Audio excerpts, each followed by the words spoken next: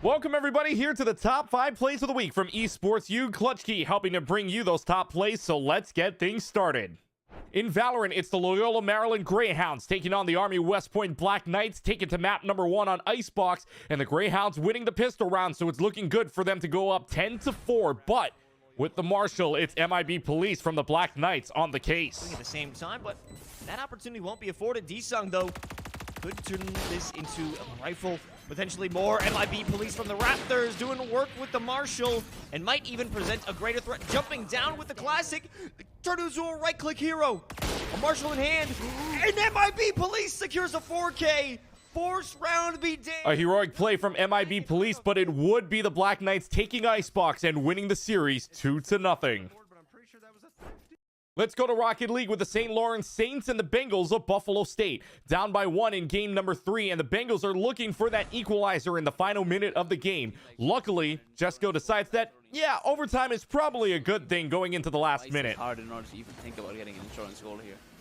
Oh boy, it does feel like SLU as well, just trying to play survival mode. No, maybe they're thriving instead. A good bouncer from Elmo Fingers does get past one defender. Turks moving this across the width of the field. The pinch, finding the midfield here. Good catch from Jesco, putting a shot on target as well. Jesco! Overtime, it would go in game number 3, and actually the Saints would win overtime, but as for the series, it would be all Buffalo State taking the dub 4-1. Overwatch 2 action with the Great Danes of Albany and the Spartans of UNC Greensboro. Third map on Havana, and the Great Danes want to cap first point in just under a minute. But Magix has a trick up their sleeve, and in fact, they might have more than one. Out of here, they want to get that kill, and they're doing it. Jesse, they are doing it. Now Magix is back on the field. Lobs Nick's head, oh my god! Showing Volks in the business end of that too.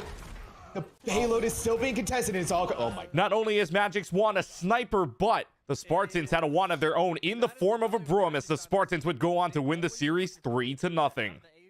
To League of Legends, where the Polar Bears of Ohio Northern take on the Dukes of James Madison. 12th minute in game number 2, and the Polar Bears want their second dragon. On the Kiana, though, Shomi is about to show us what robbery on the Rift looks like. Great rotation onto this. They got the first dragon. They are likely to pick up the second here, and the Shomi can somehow make this work. Well, they're trying, and over the wall, they got a ward and said snipe. And the steal! The steal from Shomi said you only... Dragon stolen, and even with the kill lead, the Polar Bears also got that stolen away. In the end, Dukes would come out with the dub 2-0. Let's head to Overwatch 2 action with the Aggies of Utah State taking on the Rams of Colorado State. Down a map on Nepal, and the Rams need to make some sort of comeback to force map 3. Well, a crazy team fight leads up to why Death Trap lives up to the tag. You're going to be in a great position. This Dragon Strike might be able to create some separation, but Cass is just taking heads. Cass rolls the head of the finish right now. There's the Terror Search. Is he going to find anything? Is the question. Immortality View happened to be used. This Death Trap finds a triple. Oh my goodness. Death Trap finds a fourth. He's going to find the team kill. It's now the Rams would force map number 3, but the Aggies were too strong for the rest of the contest, and the Utah State Aggies get the sweep 3-0. To Summoner's Rift in League, where the Aztecs of San Diego State take on the Spartans of San Jose State. Game 1, and all the advantages to the Aztecs 30 minutes in, and Devour on the Caitlyn makes sure it stays that way to march to the base. Half health.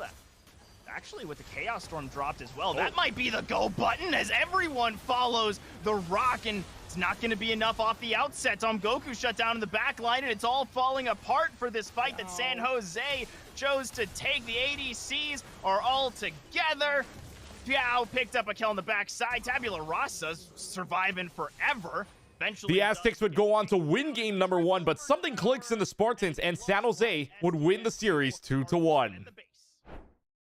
To Valorant, with Andromeda taking on the University of Houston Scarlet team. Map number 2 on Fracture, and Andromeda wants to push A site, but Binko is sitting around the corner, and even with little to no utility, Binko just finds a way to make heads roll. 1-for-1 trade, make it 1-for-2 as Slorth takes down Altier, trying to trade for Orchid. Binko now trapped in a corner. They're shooting out the Prowlers, and there's not a lot of places that Binko can go, but now only Slorth being the one peeking. Oh, Binko! What was that? Binko calls bingo on the ace, and it would be Houston who calls game on Fracture as they win the series 2-0. To come through, it's just playing aimbot.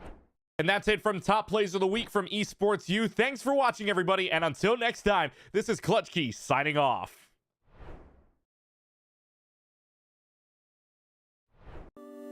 I can't say that. I'll get in trouble. There's one for each game, so teams this weekend, somebody's going to have to explain to TSA why they're coming home with an extra trophy. Fine. We're fine. This is going to be great. Why is everybody staring at me? I'm not even doing anything yet. Is it because I'm in a suit? It looks nice. It's new. I'm stressing. I'm stressing. It's all right. We win these. We absolutely win these. I've never seen us lose these. I love him. I don't remember his name. What is going on, everybody? And oh, are we ready? I'll start over. Okay. What's going on, everybody? We are here at the Collegiate Esports Commissioners Cup 2022 in Atlanta, Georgia. The players are just now entering the arena for day one. A lot of them had the opportunity to be here yesterday to get jerseys, to get familiar with the area, and to get to know one another. But today, the friendly gloves have to come off, and they are all here. Earlier, I was talking to these guys. This mannequin, when they didn't have anything else set up, I could see it from all the way down there, and I thought it was a person. And I stood there for like 5 minutes, and I was like, why is he standing like that? And I thought it was like a smooth criminal. I thought somebody was giving us like a Michael Jackson impression, and then it was a mannequin. I was really embarrassed to admit that. Oh my God, that's a lot of people. Hold on, let's go over this window. Let's go over this window. It just keeps going. There's so many people outside. There are so many people outside. We're gonna interview people when they come in. I don't really want to go outside. It looks like it's gonna rain, and the suit is new. So, oh, there's Doc Haskell. Hi, Doc. How are you? He brings a full notebook with him and like writes notes down. It was pretty insane. He had it yesterday. He's gonna be coming through this metal detector right here. I don't know his name though, but I recognize his hair. Jen. You're Jen. All right, we're gonna interview Jen, who's supporting Kennesaw. I'm gonna ask you like a couple of very simple questions. Okay. Are we ready? All right, great. College. I really like Georgia College's color scheme. It's just red, white, and blue, I think, but I think they did it in a really clever way. Mineral area, wearing hoodies, even though it is 75 degrees outside here in Atlanta, Georgia. Absolute legends. If only Nick could hear you. If he's over 100 feet away, he can't. You were whispering something, and he started smiling. I'm like, are you whispering? Oh yeah, because he's got his headphone in if we're close enough. But Bless you. Gesundheit. Gesundheit again. You're welcome. I'm gonna go find him. Oh, there he is. Oh my. Oh, okay. Real stuff is starting. Real stuff. Competitive integrity needs to be upheld. We gotta get out of here. Yeah, I don't want to get in trouble. I get really embarrassed when I get yelled at. 30 is Okay. Wow, it's not 10:30 yet. It's only barely 10. Woo! All right, it's gonna be a long. Hey, what's up? Surprise interview. Join me over here this. We have a cool backdrop.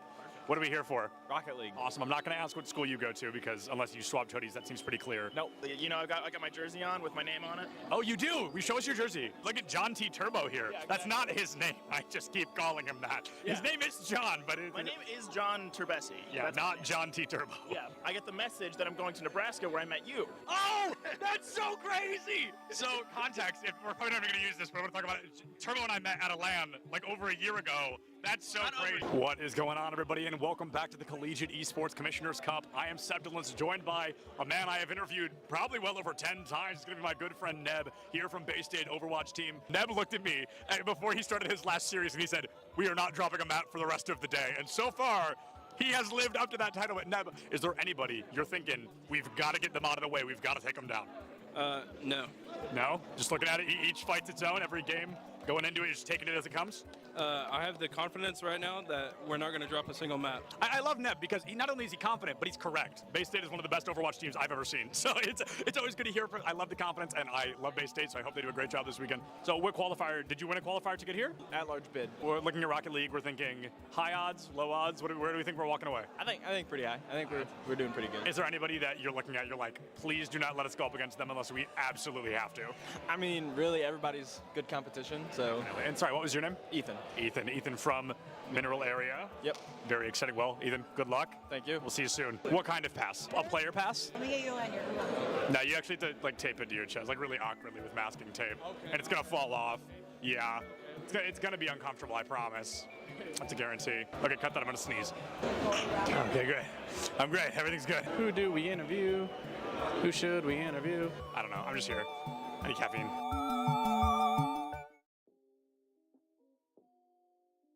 What is going on, everybody, and welcome to the ECAC Top Plays of the Week. I am Septilence, and I'm super excited to walk through these with you so you can see all of the great moments we are getting out of collegiate esports. One of my favorite things about these seasons is as they go on, as the years continue to pass, the skill ceiling just gets higher and higher, and the teams get better and better. Starting things off in week 1 and 2, these teams came out the gate swinging. Let's take a look at what they were ready to bring out in these early weeks.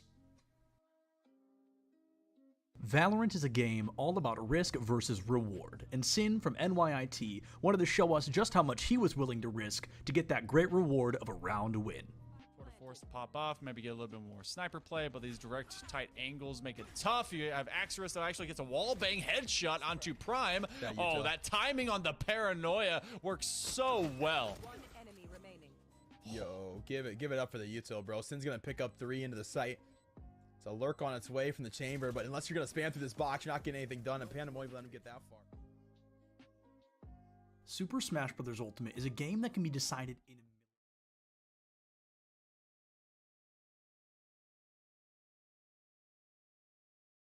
We're at the Collegiate Esports Commissioners Cup. Let's make some noise. Oh, and it's going to jumped into it. The corner judge is good for 1, 2, dip. He needs more. They're doing even more here. You gotta touch the point. Mr. College walks it in. Toy Boy is gonna drop. Knife him. Right out in front. Yeah, 3, 2, 1, running.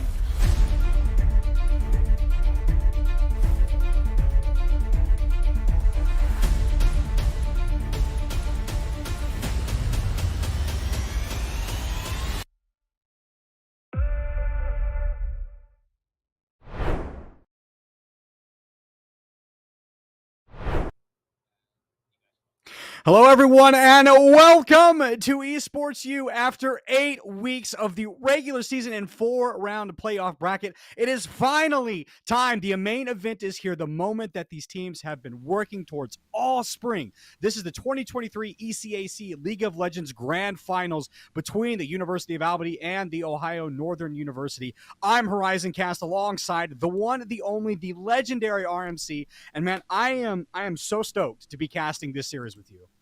Horizon, I'm happy to be here with you as well. I'm happy with the series we got because I don't think a lot of people were expecting this finals matchup. 2nd seed against 9th seed coming off the regular season, Horizon. University of Albany here. That's the one we expected to see in the grand finals. But Ohio Northern University has been the secret boss here in the ECAC, and they've snuck their way up. Now they've smashed their way through the playoffs, and they are looking like favorites even coming into the grand finals.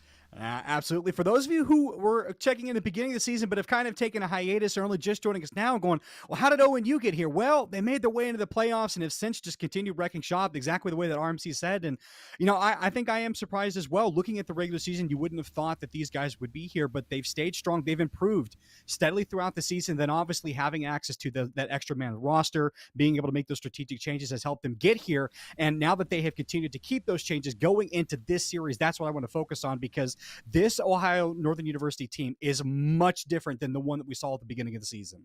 Yeah, so let's talk about these rosters. Ohio Northern University has both a junior varsity and a varsity squad. The JV squad was what we saw throughout the regular season with Motors in the top lane, but Football in the jungle, Creature in the mid lane, Reaper as AD carry, and Tango Charlie as their support. But the varsity team was playing in the MEC for the regular season. That's over, and they came into the playoffs. This is the team that has wrecked the playoffs with Vidarum in the top lane, Aggression in the jungle, Kato in the mid lane, Kai 99 as AD carry, and Cuz as your support in Horizon. From what we can gather, from what we've seen so far, it looks like most of the varsity roster is actually going to be starting here in the grand finals. Yeah, we talked about getting that extra motivation, that varsity roster now being ready fully to play, and obviously Tango Charlie joining from that other squad that was playing the beginning of the season. I'm really excited to see how they perform tonight. You know, some of the preparation that we were doing for this matchup coming into was talking about what to expect draft-wise. You know, what is it, you know, that Albany is going to be able to do in terms of getting some advantages in the draft and how they want to approach these specific players. But, you know, some of the things that you and I were talking about, this ONU squad is very, very difficult to predict and how they'll play, you know, on the Rift, but also like what they're going to take into the Rift champion-wise. Yeah, to a very large extent, the varsity squad tends to play standard, which in the current meta usually means a hyper-skilling AD carry, pretty team fight-oriented, or Vi in the jungle, usually one of those two. Mid lane, you know, heavy roamers, things that facilitate the jungle, and then top side being a tank. But when ONU feel like they're stronger, a lot of times we'll just see carries in every single role as they just look to smash the opposition, U Albany. We should talk about them as well, because they destroyed the playoffs. They did not drop a single game through the playoffs to make it to the grand finals. But they actually tend to play a little bit more unorthodox, with top sides often opting for team fights with the jungle and the top laner. Mid lane, Super Ben often going for scaling picks, and then the AD carry and support, the bot lane Horizon. That's a fun one, because Joel Stinks mostly plays either Caitlyn or Senna, and it's when he plays Senna that things get interesting, with Tomu getting to play carries like Cho'Gath, like Karthus. Yeah, that's one of the more interesting parts of the whole thing. I think when you're looking at these particular rosters, especially when you talk about Tumu in that support role, having standout performances. You and I were talking like this is a roster that can carry across every single role. From top to bottom, they are really, really good. They love the team fighting. They love being able to make these macro micro plays, min-maxing the things out of the game. But when you're looking at draft and what they're going to be able to do, obviously you've got to take that to the next level. And the one thing that concerns me, you talk about the champion pool, is the fact that there is really only 3 ADCs there. That Albany plays, and that's a little bit concerning when you're working with a team like Ohio Northern University that has a Galaxy champion pool. Then they can just ban out everything you've got and look to play something for themselves that you've never seen before. And quickly touching on the bans, the Jinx, Lulu, Syndra coming through from Albany. The Jinx particular note to me because Kai just learned how to play it last week in the semifinals. So, yeah. Speaks to that depth of champion pool you're talking about. The Karthus Pantheon Melfight from Ohio Northern. Melfight catching me off guard. Not sure where that one's coming from. Corellius hasn't really played too much of it. But the Pantheon Karthus, we touched on the Karthus Flex, as well as Tumu being able to carry on it. The Pantheon actually a flex between Azarath and Superben as well, jungle mid being taken up. The first picks, the jungles, Horizon. Now, we did say meta, Vi, or like Sejuani, AoE, CC sort of things. That's expected. The Udyr, though, from Azarath, he has played quite a bit of it 3 games throughout the season, and I like the idea because that to me tells me Albany, they're looking to make early tracks and try and take control of the game quickly. Yeah, and more than that, for me, it's also comfort. This is a champion that he has a tremendous amount of experience on, and when you're in these final situations, you don't want to be doing anything that departs too much from what you did in the regular season and from what got you there. You want to make sure that you're playing similar strategies, that you have an idea of how to approach the game. I also think to some degree, the first game of a grand finals like this is kind of a feeler game. You want to see what your opponents are really going to push you on, what they're not going to push you on, what you can get in draft and what you can't. And right now, the thing that's kind of shocking to me is the fact that ONU is just kind of giving Albany really what they're comfortable with. They've got the Udyr, they've got the Senna, they've got the Cho'Gath. These are standout champions for you, Albany. So to me, it's like, what does ONU have in their back pocket to counter this strategy?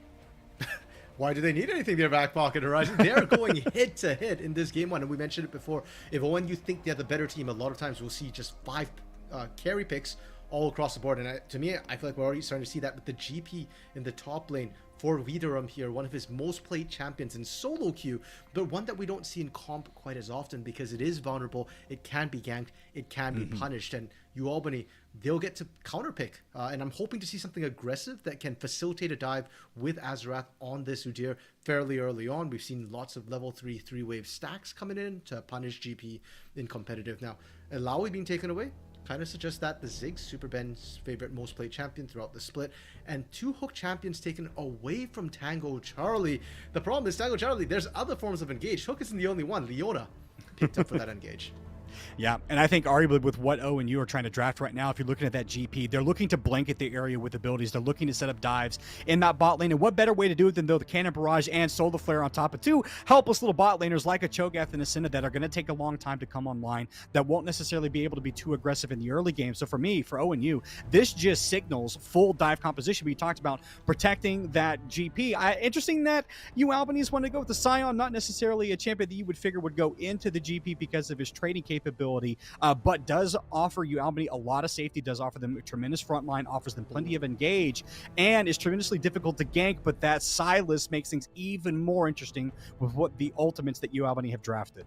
Yeah, especially when you're running that into a Corki as well. I don't know if I like the matchup for Silas into Corki. All the range Corki has, the mobility he has to get away, and still the big ones, the missiles, aren't that big an ultimate for Silas to steal. But if the Silas can punish a Corki, that's going to be a massive problem. And that, to me, is a comfort or a confidence pick for Kato as well. A champion that can just take over a game, can be a menace and be nigh unkillable if he gets ahead. Horizon, you had said it before, it feels like Albany got all their comfort picks, everything they wanted, especially with that Corki mid for Super Ben. I'm going to say the exact same thing for Ohio Northern. It feels like both these teams, they're testing the waters with comfort in this game 1 of the best of 5. Yeah, the one thing that concerns me when I'm looking at this Albany draft, though, is a lot of their damage is very heavily centered partially towards the late game with the Cho'Gath. It's going to take him a very long time to be this one-shot damage threat that could just walk up, tank all of the damage, and then just eat somebody.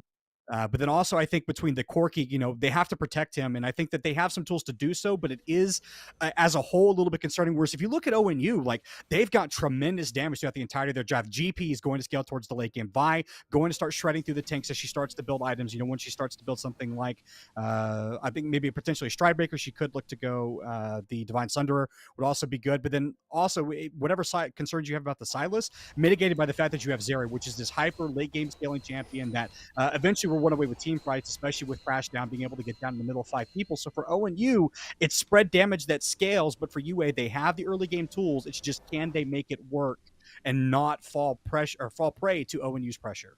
Yeah, Albany. I think it's mostly just Superman at this point. Joel Stinks hasn't traditionally been the big carry for Albany. If anything, it's been Superman, it's been Azarath.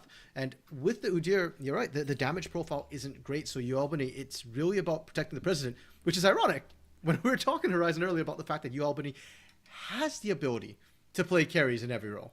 And that they've opted for kind of the opposite in this opening game. Yeah, and we talked about the comfort that they have. I think maybe they're just trying to set up some of their individual lanes in terms of making sure that they get up to head. They want to give Superben a good game. They want to have Azarath moving out around the map. The one that concerns me immediately between those two is we talk about Azarath having a good game is where is he going to gank effectively within the first couple minutes? Fight already getting started off of the bot side. That 1v1 trade so difficult for UA to really get the better of, especially trying to get to level 2. And we talked about ONU going to have that pressure. Will take some time for that Senna and for that Cho'Gath. But one of the things I'm interested to get your thoughts on is, as I was trying to bring up, the gank pathing for both of these junglers is it is going to be simultaneous starts there from the top side, then working away their bot is. What lanes are these guys trying to focus on? I think if your aggression may be top side, but Azarath is like, where's the best place for him to be investing his time? So for aggression, I'd actually say he probably wants to go bot to this lane where Kai and Tango are already starting to take over. They've already shown that they are strong. They're able to poke down. Mid lane's kind of iffy because both Silas and Corki ideally want to scale. And as you can see, range into melee. This is why I was a little bit worried for Silas.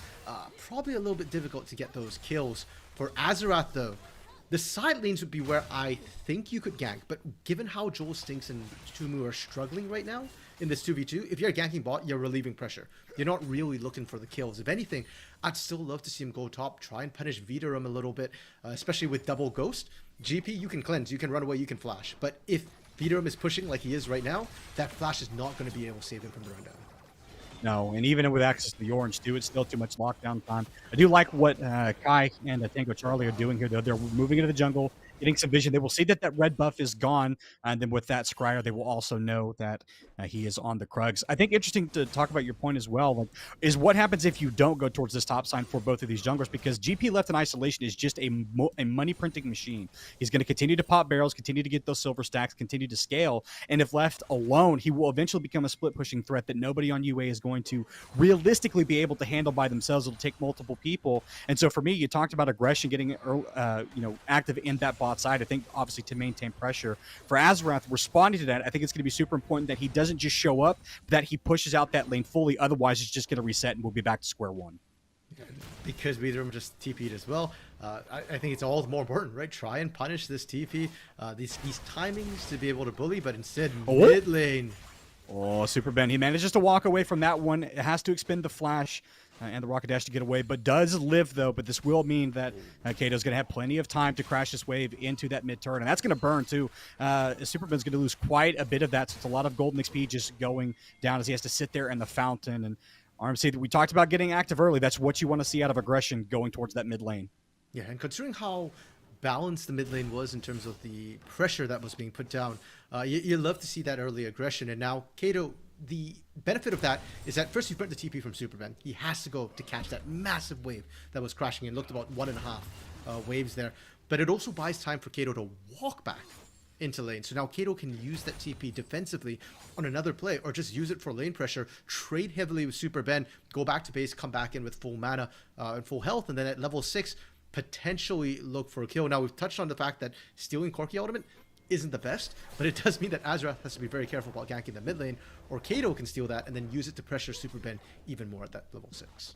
Yeah, and when you talk about being able to pressure too, with this dragon spawning, as it is, I think going to be that Hextech dragon to start us off. I think a super valuable dragon for ONU to try and grab, and given the fact that they have pressure both in the top, mid, and bot lane, they can look to start to use that pressure, steal away that quirky ulti and potentially threaten it for a team fight, and look to draw aggression over there and grab that potential early objective as he wakes his way towards the mid lane here. Azrath is also here. This is the charge. The Superman trying to get free. That's the chains, and that's the first blood for Kato. What else can they get? Azrath just there to watch his mid laner go down, but nothing he can do. Kato going to be really happy with that first blood. That's the timing we were talking about. And Kai even roaming up there just to make sure that they could help facilitate that kill, but that's first blood going over to ONU.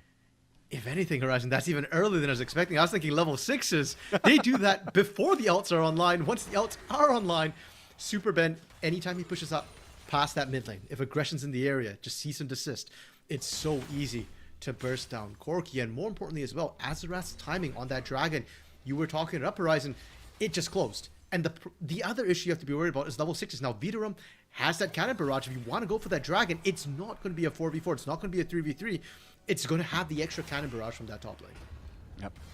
Azrath here, potentially looking to try and respond to his own. Tango and Kai positioning back, they know he's there. They should have some information previously from where Azrath was walking that he will be down there. But they need to be careful their positioning. This could be the all-in from Tumu and from Jai. They're going to take this fight now. They don't know that Azrath's there. They didn't know he was standing, and now they may get punished. Silent's going to come out, the cannon barrage to buy a little bit of space.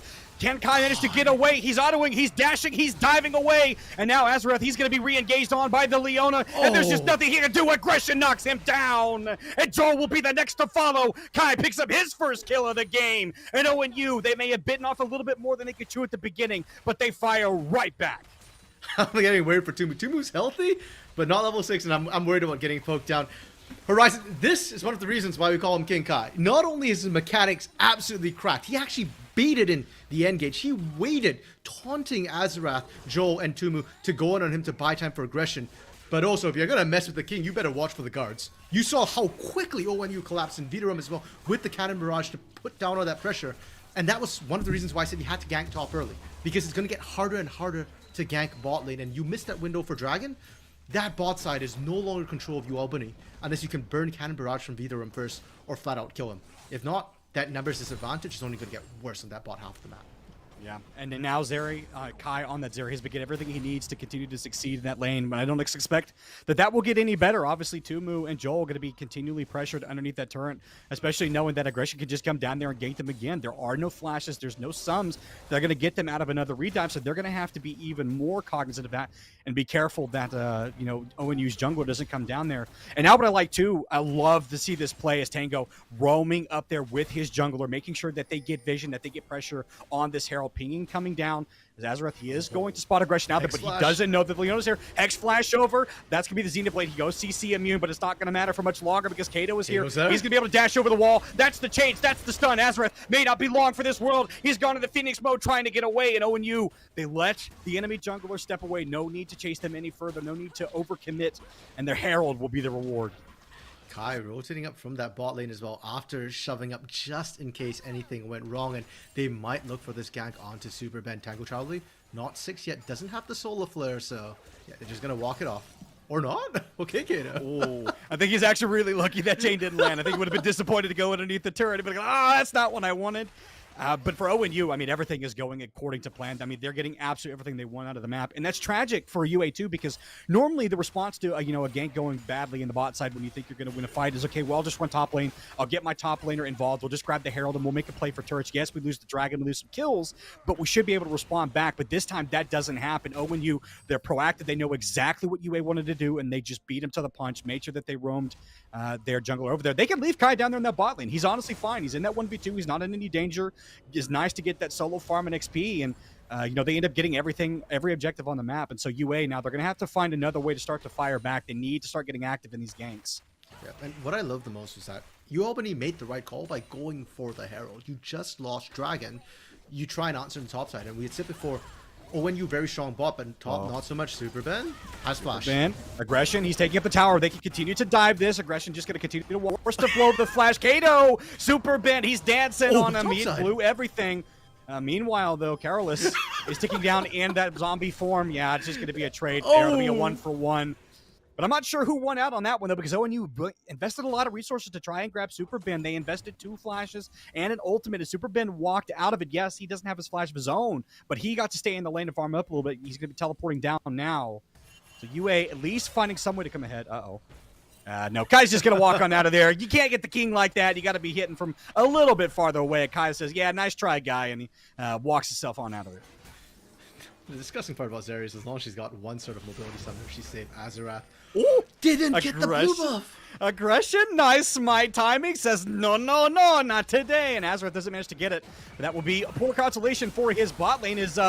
Oh no, Superman wasn't actually able to cut off both of them. As Kai managed to get to safety, the teleport, the support is going to get sacrificed, but they only get 1 kill. That they even throw the Senna ultimate for some reason over the top of that. They get 1 kill, but invest a lot to do it, and Kai's still farming in this bot side.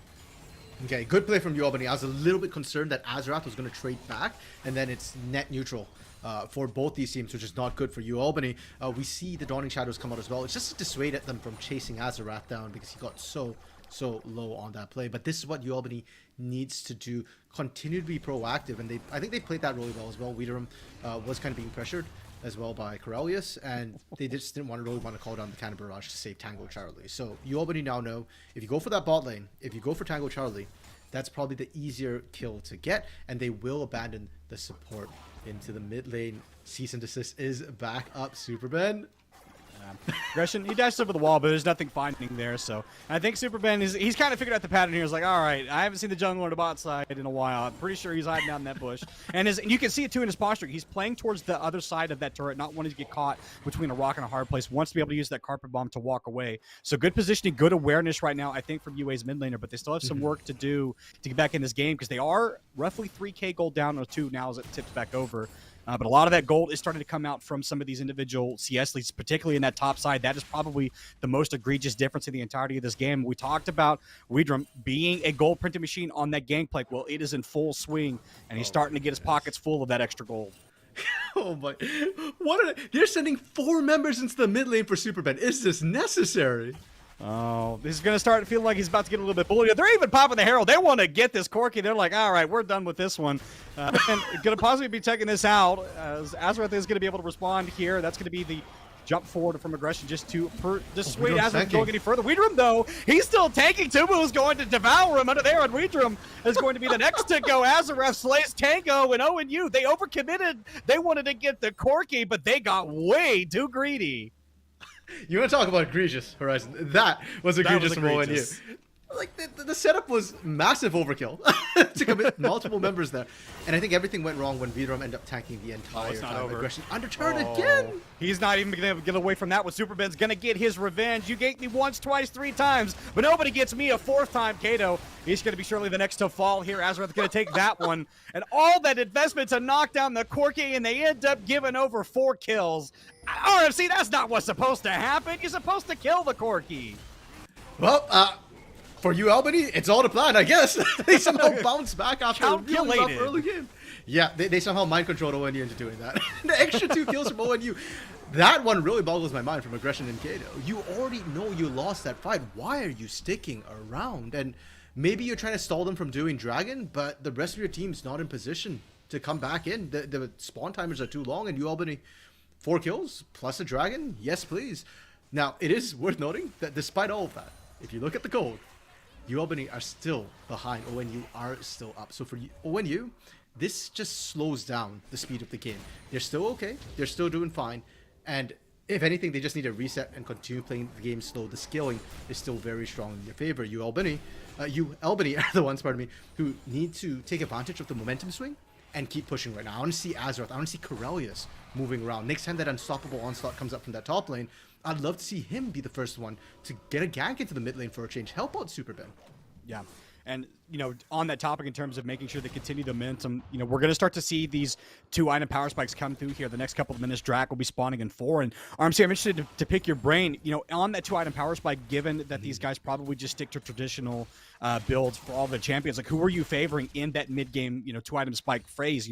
Does UA have what it takes, especially with Super Ben being the recipient of some of that assist gold, getting that kill? He already has the 1 item completed there. Do you favor UA being able to take a fight against ONU, or do ONU already have enough early game scaling going in their favor to just start to run away with some of those team fights.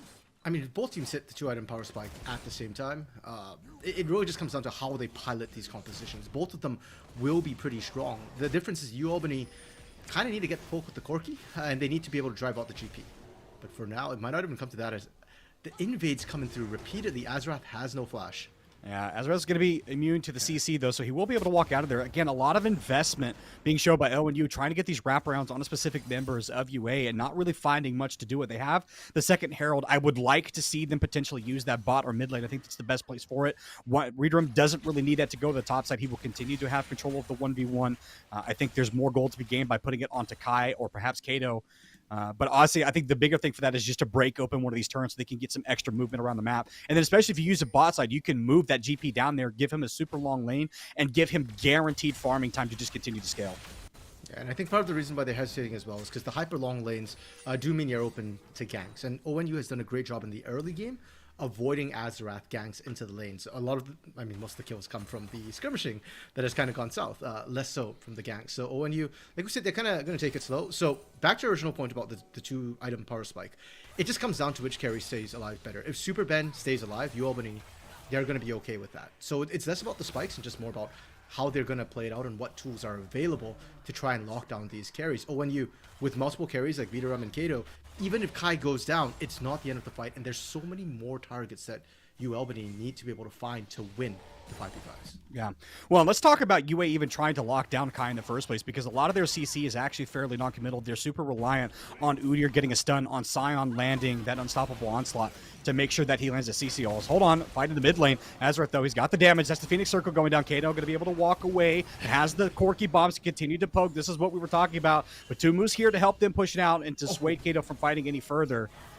There's the rest of ONU fighting up. What are we doing here? These guys are dancing around. That's the solar flare thrown out. Now he's going to be shown the back door. Flash committed too. Azrath's going to slay that one and out. Kai might be finding himself on the wrong side. That was around. Aggression buys time. Kato's still alive, and that's going to be the reinvestment there. GP on top of everything else. But Kato gets involved with it. Kai manages to slay the Senna. The GP ultimate buy them space, buy them 3 dead from the side of UA, and now they can look trying well. Those laser barrages doing a lot from that Zeri to prevent Tumu from pushing too far forward. He can even look to knock down this turret if he wants to. Tumu needs to find what he wants to do. Because as soon as that turret goes down, he'll be in a lot of danger. Kai eating a turret shot. Everfrost explained as well. Oh, and the turret. Yeah, he's not going to let it live. Dashes forward, grabs it, gets that standing gold. And RMC, a very split fight. I'm not really sure who won on that one. I think both sides are just happy to get out of that one. I think ONU comprehensively won. They were the ones who found all the kills. Besides Tango Charlie going down, everyone else actually survived. And it goes back to what we were talking about with the carries. Super Ben. The moment Super Ben went down, Albany just didn't have the damage to finish out the fights. And I want to highlight as well, Tumu had Feast available. Just wasn't able to actually get in range to do the damage. The kiting that was coming through from Kai, from Kato, and aggression, the CC every time he tried to step up was just too good. And this is the issue that Albany will have to get around. They've got to find ways to lock down the targets they want to go for him. And more importantly, Super Ben needs to make sure he's not the one engaging or getting picked off first. Yeah, and they need to find a good usage for this package, but it's going to slowly start to tick away, so they need to do it, need to use it for something. I think he actually picked it up a little bit earlier than I would have liked him to. Would have liked to have seen him pick it up at around the 15-second mark, especially knowing that you had the movement speed to get down to the objective. I don't think UNU is going to try and challenge this one. Aggression is waiting to see if he can potentially get an engage off, but would rather just continue to threaten them. Not likely that he's going to be able to make some kind of heroic play, as Carolus is just zoning him off of that objective, and yeah, Aggression's just going to sit there and watch it go down. Meanwhile, though, the members... They want to get something here. That's going to be the engage. Everfrost to buy a little bit of time, but he goes unstoppable. GP ultimate. And now that's the rest as Wydrum slays Joel. And what else can they get as the GP ultimate doing so much work? He's got a triple kill! Wydrum puts his name on this game. And now they're all just going to walk away from Caloris, and there is nothing that UA can do. They got the dragon, but they lose so much else. They are for sure going to lose this bot lane turret. They might even lose jungle camps. They've got 3 dead. And it's not overdone. Azarath trying to survive for this one. Kato, though, bit off a little bit more than he can chew. Now he's going to have to walk his way out of this one. Wants to try and chase aggression. But that bot lane turret is down. So the rest of ONU can look to get out of there. Those Corgi bombs starting to hurt a little bit. But ONU absolutely coming out ahead in that play. And Horizon, it's all sleight of hand. It's all distraction. Kai was demolishing the mid-inner turret. And if you trade that for Kato, absolutely worth. If Tango goes down here, there's this one. Not so worth, maybe. Tango. Doesn't have too much of his kit left to work with, but they don't even need a Kai doing so much damage, and now they might try and lock down Super Ben. Weedrum wants to try and get the auto attacks into his back as well. Can look to land those parlays. Flash forward, and he wins the 1v1. He slays the Corki where he stands. Finally, somebody's is able to knock down that pesky little pilot. As Weedrum adds it to his collection of kills. He's got 4 after all is said and done from that series of play. And if anybody's feeling really happy about that one, it's the Gangplank. Yeah, Veedram is completely taken off at this point. You can no longer gank Veedram. If you're Azarath, you might just get cut down, taken out right from the get-go. And the 2-item power spike we were talking about, Horizon, it's not equal. ONU are going to hit it first. They're going to hit it harder. And with the agency they're showing in these team fights as well, I thought Tango Charlie was caught out of position. I thought he was going to die. I was completely wrong. That was a locked in here with me kind of situation. He knew exactly what he had. Yep. I mean, Kai, and I mean, we talked about a Kai being so mobile on that Zeri. This is the point I wanted to make earlier. You know, if you are UA, how are you locking down the Zeri? How are you preventing her from using her mobility to knock down your carries, to kill Super Ben, you know, to potentially kill, Joel, whatever damage he happens to be doing? You know, Tumu's not able to clear that distance and get on top of him. Their CC is not, hard commit, easy to land. They're super reliant on face checking. You're talking about the 1v1. Oof. Yeah, no, surely Weedrum's going to get away. No, he's not. Yeah, he's going to make sure that Perilous drops there. Even committed the ultimate to do it. Wanted to make sure that pesky that pesky Scion fell down. Going to fight over the blue buff, though. Tango Charlie, surely he gets punished this time. He does. Is the sin for going over to try and get the enemy team's blue buff. But ultimately, support for top laner. I think you'll take that if you're ONU, especially considering that Weedrum just continues to push down in that bot side. Azarath, no, it's not your jungle, buddy. It's not you. You don't have a hall pass. Where's your hall pass? You ain't got one? All right, well, you just got sent to the principal's office. Yep, and you're in principal's office, you're in detention, and Baron's on the table. Azarath was the smite, so Albany can't contest this, and that trade was not equal. Taking support for jungle? While all this happened as well. Jungle at the end. Yeah, and Veedram, the scary part is, while all this happened as well, Veedram can continue split pushing bot lane. So ONU are actually set up to really take advantage of this Baron power push. They've already got a 10k gold lead just off that Baron. And it's not off the turrets either necessarily. Okay, they've got 4 turrets, but... Super Ben?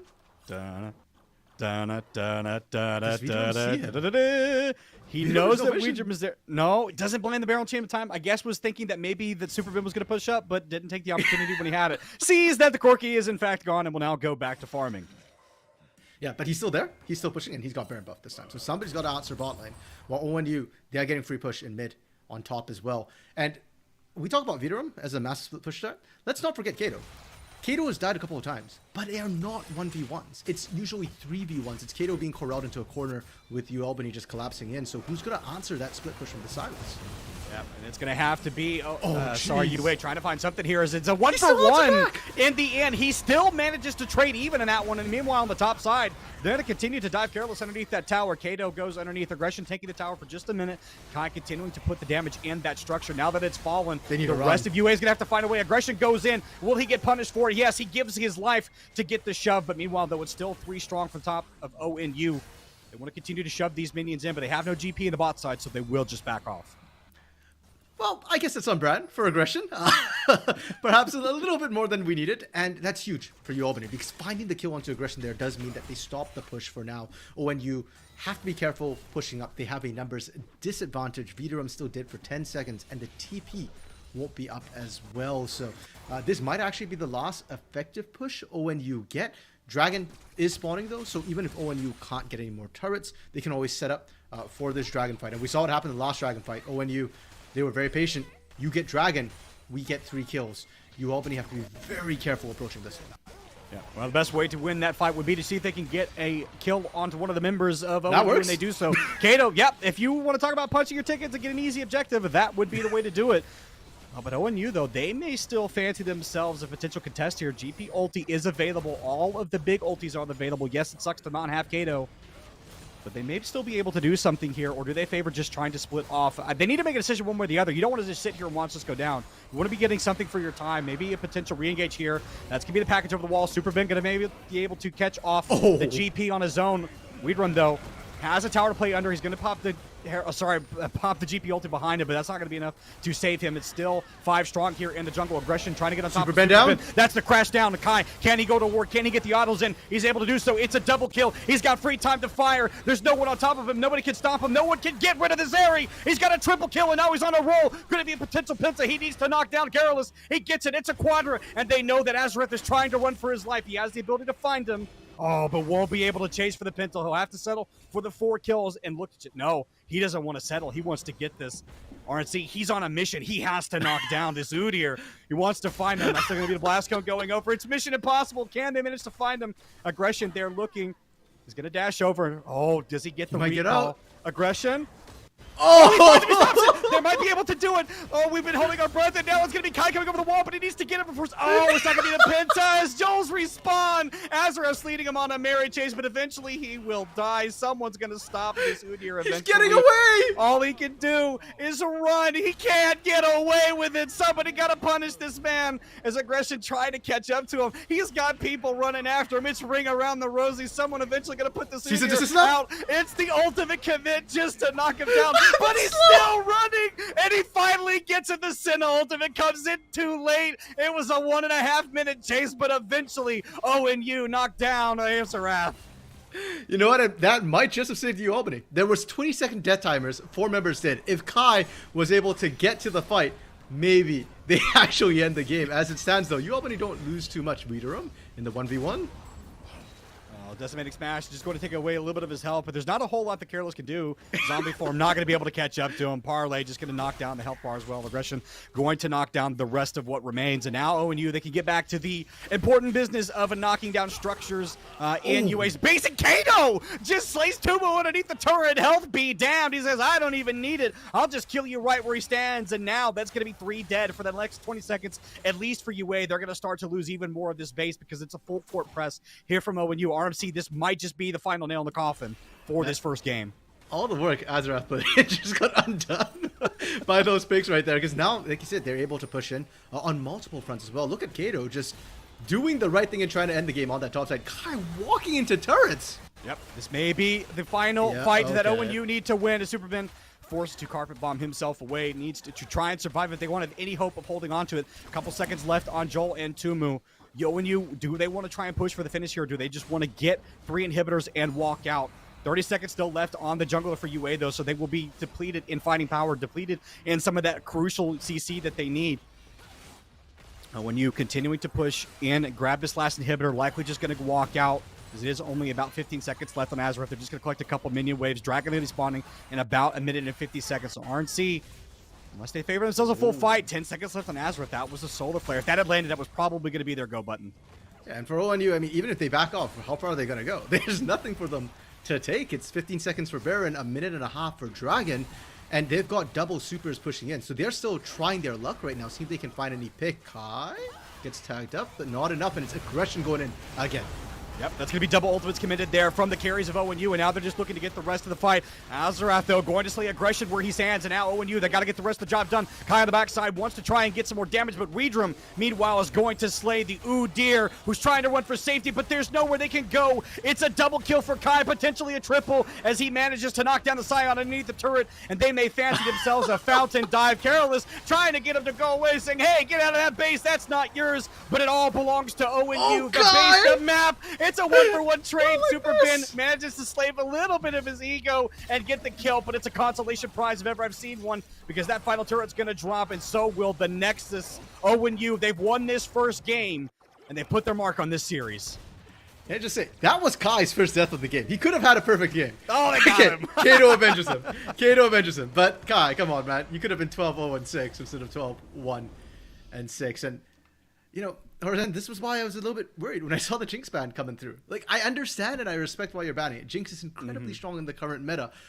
But I'm going to be honest, that's kind of a handicap on Kai. Now you see what happens when Kai gets his hands on things like the Zeri. Yes. You know, he's just as good on the Ezreal, on the Aphelios as well. So, a lot of problems. And for you, Albany, it's game 1. And we already kind of said this wasn't what we were expecting necessarily from the draft. This sort of mono damage style composition where it was super Ben or bust, especially into the likes of Avai, was a little bit risky.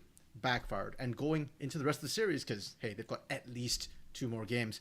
I'd love to see them diversify. Put Azarath on a carry. Maybe, heck, put Corellius on a carry. Like, he's really solid tag player, but I actually think he's one of the better players at dealing with these skirmishes and team fighting. So if you put him on a carry, I'm sure Corellius can be that extra threat, maybe buy space for Super Ben. Yeah.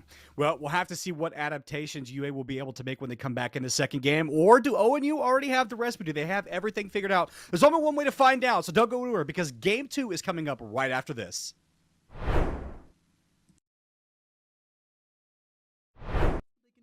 With only a second and a single stock on the board. Cena, Sledge option going to be charging forward smash, going a little early. They're not quite getting what you want. Drop shield after first hit of pin, getting hit by the kick. High percent. There is the stun into Claw. That Claw could have been charged for a lot longer. Oh my goodness, that's a forwarder into stage with the stage spike and then upping immediately after. What a sick. 1 point in Rocket League can never make a team feel comfortable, but Driftsy wanted to show us that not only was he going to pick the pace up, but he wasn't going to let his team down. Defensive test with flying colors, though they couldn't get out, and that is the important part at the moment. Clears a must for UA, and it's just not in the cards at the moment. Dripsy! Dripsy connects off the backboard! What a shot! I watched it unfold slowly. You stopped speaking at just the right moment.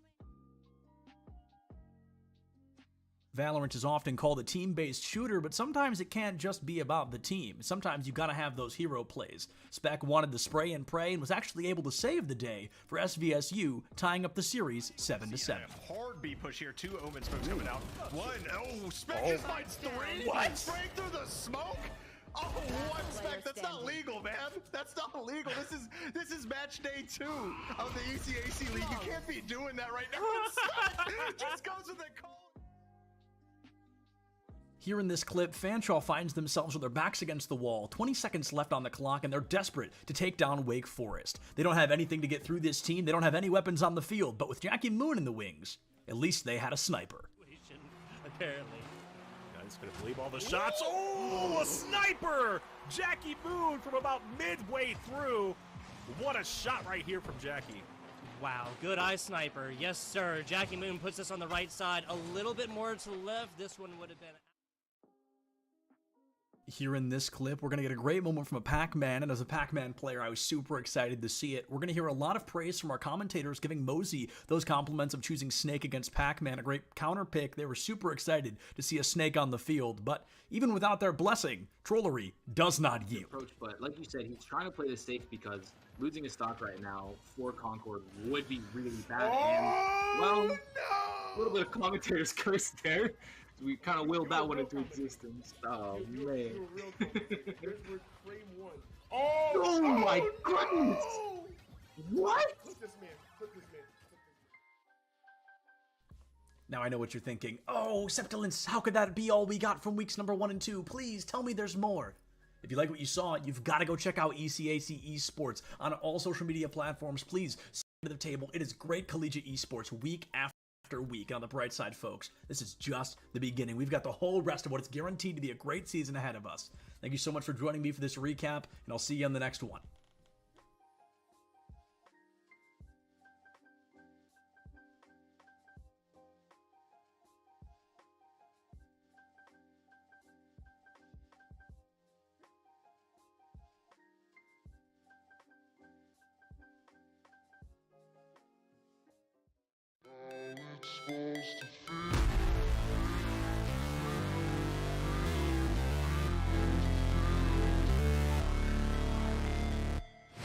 Never break, always fight, never quit, do it right, play the game, win it life, have no shame, there's no time, feel the pain, live the grind, I could change, in my mind, pick a lane, commit and climb, the only way to win it life, I never miss that fact, taking big is that we don't have these preconceived notions, and we're willing to listen to our membership and read the room, read college athletics and how it's connected and how it's not, and take what we have expertise in championships, but also throw out some of the other stuff. I remember when we first started, there were some conferences were applying their amateurism rules to all of their esports competitors, and I think we knew enough to know that no, that's not going to work in an esports culture. It's got to be very different. And by the way, the NCAA was going in a different direction. You could see the train had already left the station on that, and so it's an incredibly dynamic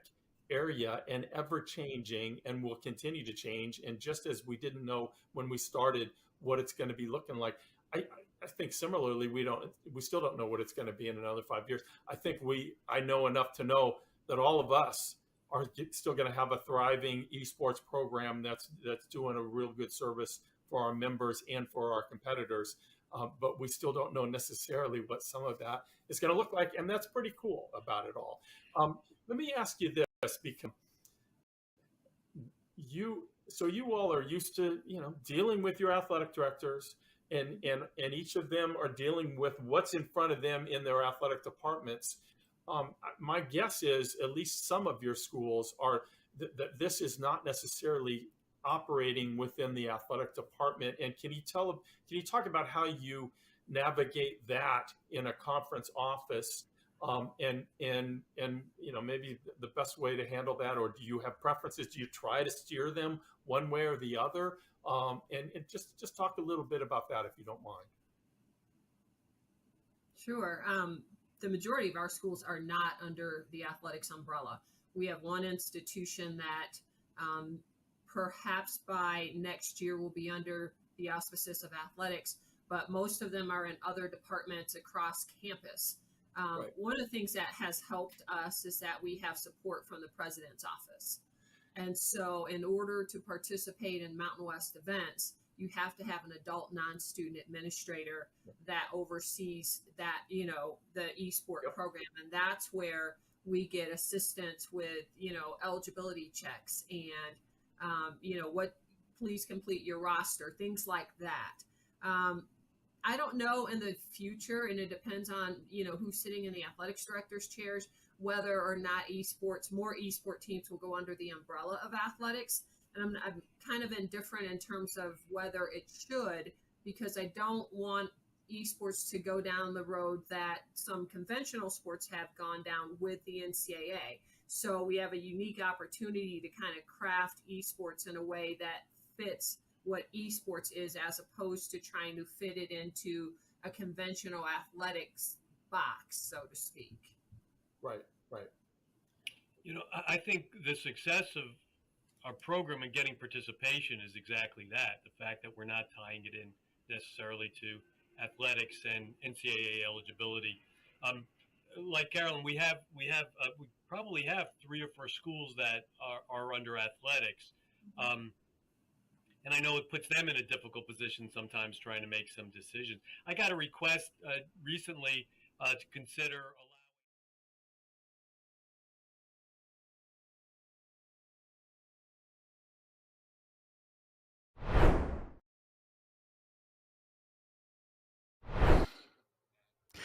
Ladies and gentlemen, welcome back to the Caster Desk, where if you are just joining us, ONU are off to a pretty fiery start in this series. They're already 1-0. Albany will be searching for answers in this second game as we are getting ready to get on into draft. And RNC during the break just very shortly. It looks like Albany, they were expecting a tough fight, but they were not expecting to get Ooga Booga'd on. Yeah, and to be fair, I mean, Ohio Northern, they kind of broke their word. Last week they said they're going to play the JV team and then bring in the varsity squad if they lose a game. They just came out swinging right from the get-go, and it's terrifying. Horizon, you and I were talking about what we think we might see for ban changes, and you were citing, Vidarum's Gangplank as, something you think is ban-worthy, and I think that the Zeri in the bot lane for Kai is a massive problem, and for you, Albany, the problem is there's so many things you need to ban. What do you open up? I don't think we're going to see the Jinx off the table, so maybe the Lulu or Syndra get opened up? Yeah, well, this is one of those instances where when you're looking at the champion pool that ONU has, like we talked about at the beginning of the broadcast, it's really difficult to isolate what they're going to play at any given time. And that someone on that team is going to get comfort. So rather than trying to specifically ban out certain players on their team, what you need to be doing is trying to ban out what is going to be effective against your composition. Play for comfort. Get yourself a win condition. We talked about, they only had one damage source in the last composition that UA drafted. Yeah. They need to get away from that. They need to get back to what makes them an effective team fighting team. Get champions that have a lot of damage across the entirety of the role and give themselves opportunities to get carry performances from every member on that team. Yeah, and one thing that I really need to touch on is this bot lane for you, Albany, because normally your secondary or your primary damage source in the current meta is your AD carry. Now, if you want to put Joel Stinks on Senna, I'm perfectly fine with that, but Tumu's Cho'Gath struggled, and we've seen him play the Cho'Gath multiple times, not just with Senna, with Caitlyn, and it usually looks good. The problem is Cho'Gath is completely skill shot reliant, and when you see that Zeri being picked up on the other side with that much mobility, suddenly the Cho'Gath becomes a lot harder to pilot. And more importantly to me as well was Tumu was not able to get those feasts off in team fights. Constantly we see him dead with the feast still off of cooldown, still available to be used. And I understand you're holding it for a priority target, but you're never going to reach Kai in these messy 5v5 brawls. Yeah, and I think, rather funnily, the spectator did mention to us at the end of it, he actually hovered over the amount of stacks that Kato had after using that Cho'Gath ult. He actually had more stacks than the actual Cho'Gath itself, so you're looking at like, not really the best usage of that champion. So for you, Albany, they need to get away from that. I'm interested to see like what they're going to prioritize on banning away and where they want to go in this next draft, because we're already Karthus and the Jinx hitting the ban board. Yeah, so far, same bans as before, and like we said, we expect to see the Jinx. Horizon, you called it a GP ban coming through from you, Albany, against Vidarum. And you know what? That was a blind pick GP. That was the second red pick. You can see the confidence he has on that champion. I'm curious to see if that actually changes up how Ohio Northern want to play this, and whether they still want to give the final pick, the counter pick to Kato, or maybe save it for Vidarum in that top side when he shows that he's such a big split push threat on carries. Yeah, but we talked about the difficulty of banning out against some of the players. So if you ban one person, something else is going to slip through. There's a number of really good champions that Northern Ohio would really like to get their hands on.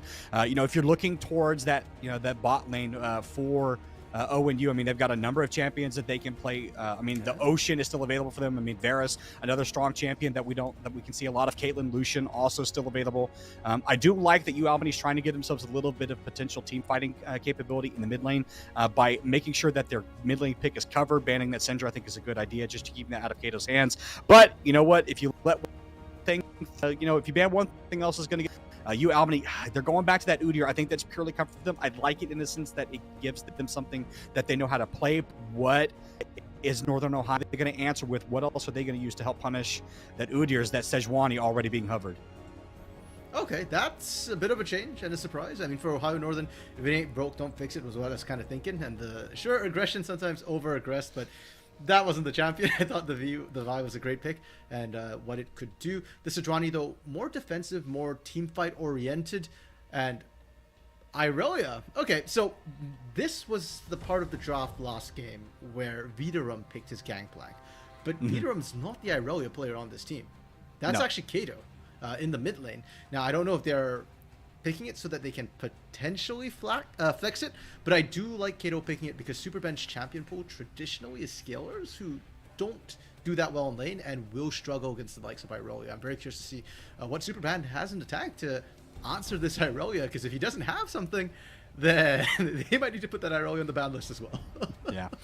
Albany, though, already starting to go back to that Senna, trying to get themselves some more safety in the bot lane. See, I don't like this already. Again, Albany going back to that Cho'Gath, to that Senna. They had some issues there already. They're going to have a mobility problem in trying to stop that Irelia, trying to get on top. The good news is that potentially Kato on that Irelia does fight into them. So at least you're getting a champion that has to fight in your range. But you have yet to see the rest of the draft. I don't like that they've picked this on 3-4. I think that opens up a world of hurt for them, for Ohio, who can still pick. And if they pick that Vayne, that Vayne's going to be super spicy. They locked that in. Woo! They locked that in, baby. Let's go. You want to talk about tank shredding? Kai on that Vayne. That Cho'Gath that's have a really bad time in that bot lane.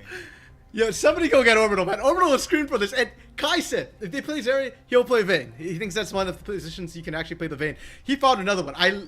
This Vayne into Senna Cho'Gath. This is a confidence pick coming through. And I was thinking in my head, Zeri's still open. This Senna Cho'Gath is going to run the same problems. Well, guess what, Horizon? They're still going to run the same problems with Vayne's tumble. Granted, she can't dash over a wall, but if anything, it's scarier for the rundown in this Vayne. If the Zeri was already bullying you out at level 1, the Vayne can do very, very similar things. So I guess that's why we're seeing these engaged supports being banned out. The Leona, the Rakans, sort of level 2 all-in champions. Problem is, there's still so many others. You can still go back to things like that Nautilus, a Heka, or a Mumu even, or Thresh, or Blitzcrank. All these champions still with the hooks, still very strong. Yeah, and I like potentially pairing that Amumu that they're hovering as well. You want to talk about having single target lockdown, that Vayne with the Silver Bullet, being able to pin somebody to the wall, Amumu throwing that over the wall as well, being able to follow up, and especially having double bandage toss is super nice, making sure that you can CC one target and then go straight to the other. It's going to be super helpful for Kai. I do not like this Vigar hover, I have to say. If you're talking about having some mobility concerns and being able to get away, that Vigar not going to feel too good because you only get one cage, and if you miss, Vayne is still going to be there. Fair, but the baby cage just worked for a baby temple. And so far, Ohio Northern, all of their champions are very short range and in your face, and so the Event Horizon can certainly do a lot of work. It's a dangerous one, to be sure. This I do like, though, Horizon, because we were just talking about Corellius and Azarath as the more consistent carries for this University of Albany team, especially in the early and mid game. And now you're putting Corellius on another threat, more damage. So perhaps that will fix some of their problems. Ohio Northern, where are they going to go with this? They're also looking for a top laner, so something that can counter Jax. Gragas would be great for that, and the Dispersal can help reset if an Event Horizon goes wrong. Vladimir? Really? So that could be the Irelia top lane. That Vladimir, I think conceivably you don't want to put it in that top side. You want to give it a decent mid lane matchup. Is good into the Vigar, I think. Completely walks by the cage. You can just pull, walks out of it. I think that's probably going to signal that Irelia side. I would have seen maybe something, but I think potentially different kind of mid lane, potentially going back to the Silas, given the abilities that are available, especially having something like that into the Vigar, I think would have been nice. But they do opt to go for that Vladimir, which gives them some more team fighting prowess, has more scaling, and I think also they have enough melee with the Sejuani. You've got two melees, both with the Amumu, with the Irelia, so you're getting the most out of that Sejuani passive, which was what I was going to be concerned about in terms of making sure that they're getting the most out of it. But I think Ohio are going to be very, very happy with what they've gotten out of this draft. Yeah, I agree with that. I think my initial reaction is more one of shock because I wasn't expecting the Vladimir, but it does fit their composition really well. Yeah, and I do think Viderm is the one who's going to pilot it. I don't know if Kato actually plays the Vladimir, so partially chat pool preferences. Yeah, and they did need the magic damage on the side of Ohio Northern. Well, they don't need it because I guess Vayne technically does true damage anyways. But, to diversify their profile, I actually really like what Ohio Northern have done with team fighting in general. Really, really strong. Their lane matchups as well are really good. So Vladimir, one of the reasons why we see it into Jax is very dependent on landing Counter-Strike. Counter-Strike doesn't stop spells from landing, so you can still hurt him through that, and you can always dodge it with the Sanguine Pool if you can't run out of range. So that matchup's favorable. In the mid lane, Irelia into Vigar. You mentioned it, Horizon. It's the same as what you're talking about the Event Horizon. If you land it, it's great. If you miss it, not so great. That's just exemplified in this mid lane matchup. If Superman ever messes up that Event Horizon, Kato's just going to be on him looking for a kill. And speaking of looking for a kill, they're hiding here. They're baiting. Yep. Superman going to be able to walk away for now. Very, very calm to hold on to that flash, by the way. Many a solo queue player would have panicked and hit that F button as hard as they can. By the way, F is the only appropriate key to have flash on. If you don't have it on F, then you're just wrong. But regardless, would have been hitting that key mighty quick to get on out of there, as they're just going to look to reset. ONU, though, getting some good vision, so knowing that UA not trying to invade them on any side. And I think that's one of the other things to point out, too, is kind of the vision situation for UA. Notice that neither of these teams were particularly aggressive to get that early game vision on either of the junglers. And you're seeing that again this game, where the vision is fairly shallow. It's purely defensive for UA, who might have been suspecting that ONU might wanted to try and invade towards that bot side, but still going to be granting them very little vision because neither of the teams stepped up to get it. Yeah, and I think a lot of this is because of the laning situation we were talking about. The fact that ONU should be able to win out in all three lanes early on. This means that Aggression is unlikely to find easy ganks. So Aggression's probably just looking to power farm, hit 6 as much as possible, full clear best you can. And if anything, it's up to the lanes to actually drop a later ward to protect against Azarath ganks. You're not looking to track him early, you're looking to spot him coming in later. And for you, Albany, I think they're expecting to get shoved under turret anyways, so they're not quite as worried about tracking Aggression until they see an angle for a play that they want to make. So yeah, I think just no point risking trying to get the kills for Tango Charlie, and for ONU I think was the better call for that team. And so forget warding for them. Like if you can find the pick on Super Ben, get first blood, that's what you're going for. Yeah. And, talking about some of the weaknesses of the Vigar as well, if you do continue to put continued pressure in that mid lane and make him blow those summoners, every gank that you make down there when he doesn't have that summoner until it comes back is just time well spent. As again, we're already starting to see Kai and Tango Charlie in this bot side getting control of it exactly the same way they did in game 1. We talked about it being bad with Zeri. Well, it's going to be wars with the Vayne. You cannot step up to this composition, especially when Tango has both charges of that bandage toss. And for me, RC, one of the things I'm kind of concerned about too, for the side of UA is when you talk about locking down champions, like Vigar has to step up really, really close to this composition of ONU. You talked about the range that they're playing at, and if you don't land all of that CC needs to go as Kato. Oh, nice dash out too. That was really cleanly well played. But kind of examining showing the point I was talking about, like if you're not Johnny on the spot and landing that CC exactly where it needs to be and stunning the targets of ONU, like you really don't have a lot of easy ways to win team fights. You're constantly going to be on the back foot trying to run away and find positioning. And yeah, Kato just unrelenting. Now that's the CC we talked about, is it's going to land. E doing a little bit more damage as well. Kato, had to flash out as well. The turret shot taking him below half, but will be able to get the level up, gets a little bit of health back. And now Super Ben, what does he want to do? Aggression, he's hovering in this jungle. He is going to spot out Azareth, so they know that the Udyr is waiting in the wings. That's the Ignite being put down on the Careless. First blood, Weedrum. Yeah, that was just so calmly done. It was not dramatic in any fashion. He just calm, cold, and collected, walked up to Careless, and just killed him. I mean, that's what happens with the Vladimir. Kato, can he get out, though? Or go in, apparently. Doesn't have the Conqueror stacked quite yet and wasn't able to get it. Azareth going to slay the kill. I would have liked to have seen that go over to Super Ben, given the fact that he was getting pressured, but you'll respond where you can. So overall, 1-for-1 trade pretty quickly in the end. Yeah, you don't mess around with that one. Kato knew he got caught out of position, had to burn the flash earlier because he took not one, but actually 2 turret shots on 2 repeated trades. So Kato knew that, hey, I'm far out. I got caught. I'm dead. I'm done. Great gank from Azareth as well to take advantage of that, knowing that Kato's just been perma-pressuring, overextended, no flash, punish. And I'd love to see Azareth just go right back to the mid lane because Super Ben isn't pushing out anytime soon anyways. So Kato is always going to be in a hyper-extended lane as long as you know where aggression is. That's a free gank. Yeah. For the opposite side, knowing that Kato's going to continue to be aggressive in that mid lane, knowing that he can just continue to shove wave after wave underneath the turret, to that pressure, try and go towards that bot side, see if you can set something up there. And if not, just look for the neutral objective because it's not conceivable that Azareth can really contest you when the Irelia is going to be able to walk down towards that jungle and fight you. Just look to use that pressure, get the neutral objective, and continue setting up. And yeah, Weedrum, he's looking to try and kill us again, flash forward. Oh, he misses it and dies to the turret shot. Weedrum wins the 1v1. I don't even need a jungler, he says, as aggression is just there for emotional support. And he's already got 2 kills to his name. That Vladimir starting to get online very, very early. And Azareth, he needs to be very, very careful. Trying to greed for control ward might signal his death.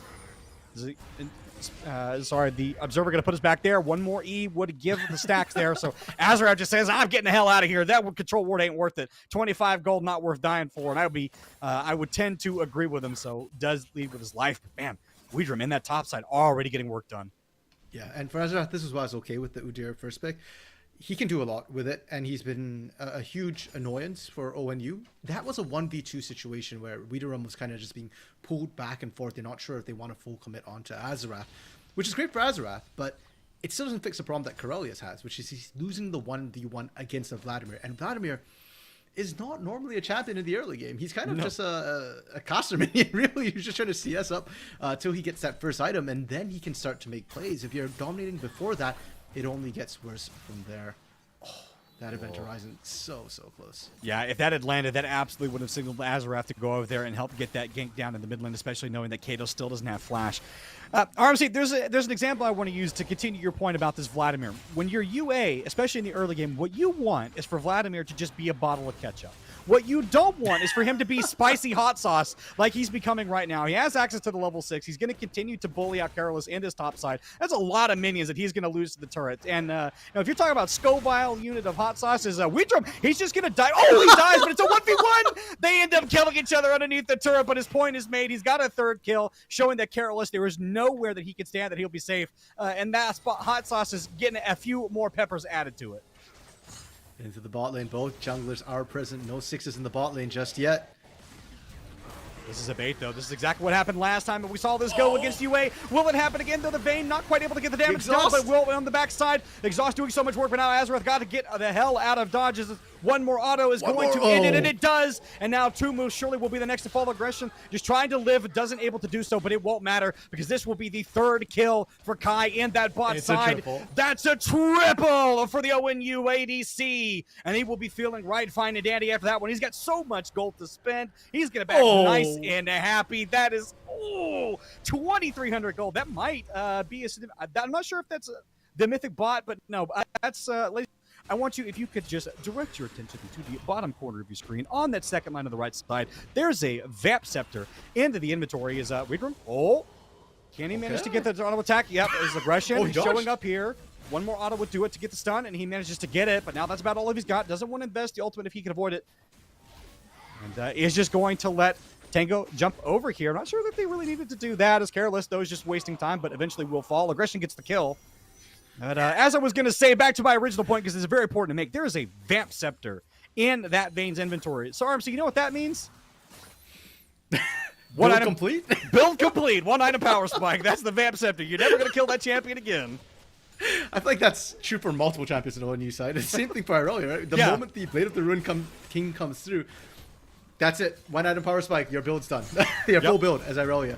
Oh no! Speaking of being done, Azrath may be done out of this play. He's going to get stunned up. Has no more CC immunity. He will surely be the next to fall. That's going to be the stun. Aggression gets a second kill, and they will just go collect the Herald. There is no part of this map that is safe for UA right now. Azrath can't even step up towards that river. ONU, they are making plays. Yeah, Herald going to be picked up as well. And it's worth noting, Dragon hasn't actually been taken. Despite how high tempo with the kills we're getting right now, neither jungler have really looked at that Dragon instead. And if the game continues to go at this pace, Dragon stacking really isn't a thing. The Herald's far more important. Kai in a 1v2. Yep, he's going to be able to flash out, and now Tumu not going to be able to get the ultimate off just yet. Wants to try and get close to Kai. Wants to put in a little bit of damage, but it's just too far away. Kai with the final auto. It's like an older brother keeping the little brother at arm's reach. He's swinging his little hands, but there's just nothing he can do. He's like a T-Rex, and he just gets to get extinguished like one as Kai is on a roll. 4 kills on that Vayne shutdown gold to go into that Cho'Gath's pocket, but ends up not happening. RMC, Kai is starting to run away with this game. It is this Vayne, man. You know what, Horizon? It's beautiful blue skies today. There's a mild wind. It's a perfect day for kiting. And Kai's just going to go at it all game long. We said it with this area as well. This was our concern with the center Cho'Gath bot lane. It hasn't changed. Widerum taking a beating topside. Now he's got the ultimate, so it is a little bit deceptive how much damage he's actually taking. He can heal back up. That was the Conqueror proc for Careless, but wasn't able to get anything with the ultimate. So instead he's going to have to back up, and this situation's not going to get better for him. Widrum's going to look to complete that first item. Hex Drinker already coming in, and even that is just barely enough to contend with Widrum, as our observer so carefully pointed out. Thank you so much for that.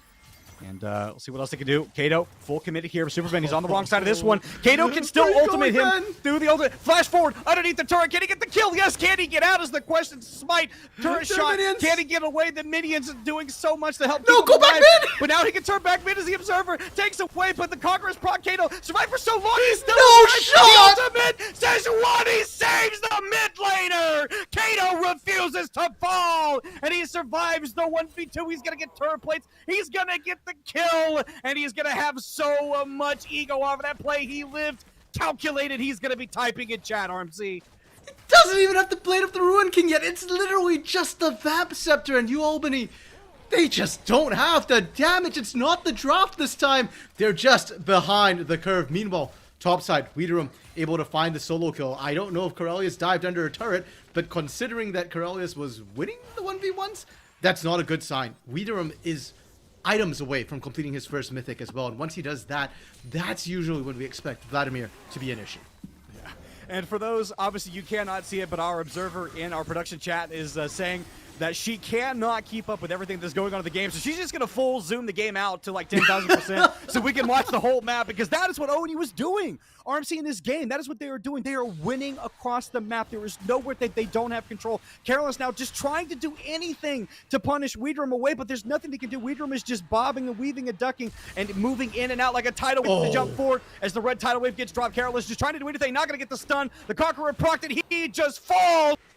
Got his 6th kill of the game, and he's going to have a whole lot more than that. And ONU, they just can't stop killing people. Man, Horizon, as long as Flash is up in that top lane, right now. Corellius cannot opt into these fights. One thing we kind of didn't touch on was the fact that Vidorum is running Ignite instead of TP. Yes. ONU's game plan from the get-go was just to smash lane. The whole fact that their composition works well in team fights later on, that's just insurance. We already mentioned that they had winning lanes, so they're just going to double down on it now into this bot lane. Tango Charlie kind of low on health, but this is spooky. Yeah, I mean, we've seen this before. He'll just go in anyways because the Sad Mummy is off cooldown. Just came off cooldown, actually. Are they going to bait for the 3v3? Azareth should know that aggression is there. He's going to get intercepted, and now that's going to be the curse of the Sad Mummy on top of 2. Kai on the backside, putting so much damage into Tumu, but there's just nothing he can do yet as the Glacial Prison helps secure another. It's 2 kills on the bot side, and Azareth has to run for his life, but is there nowhere that he can go, as it is going to be Tango taking up underneath that turret. Sorry, actually, it's aggression, but it doesn't matter. It's a double kill for Kai. It's more turret plates. It's more gold. It's more damage, and UA has no way right now to survive it. Kato's proxy farming in the mid lane.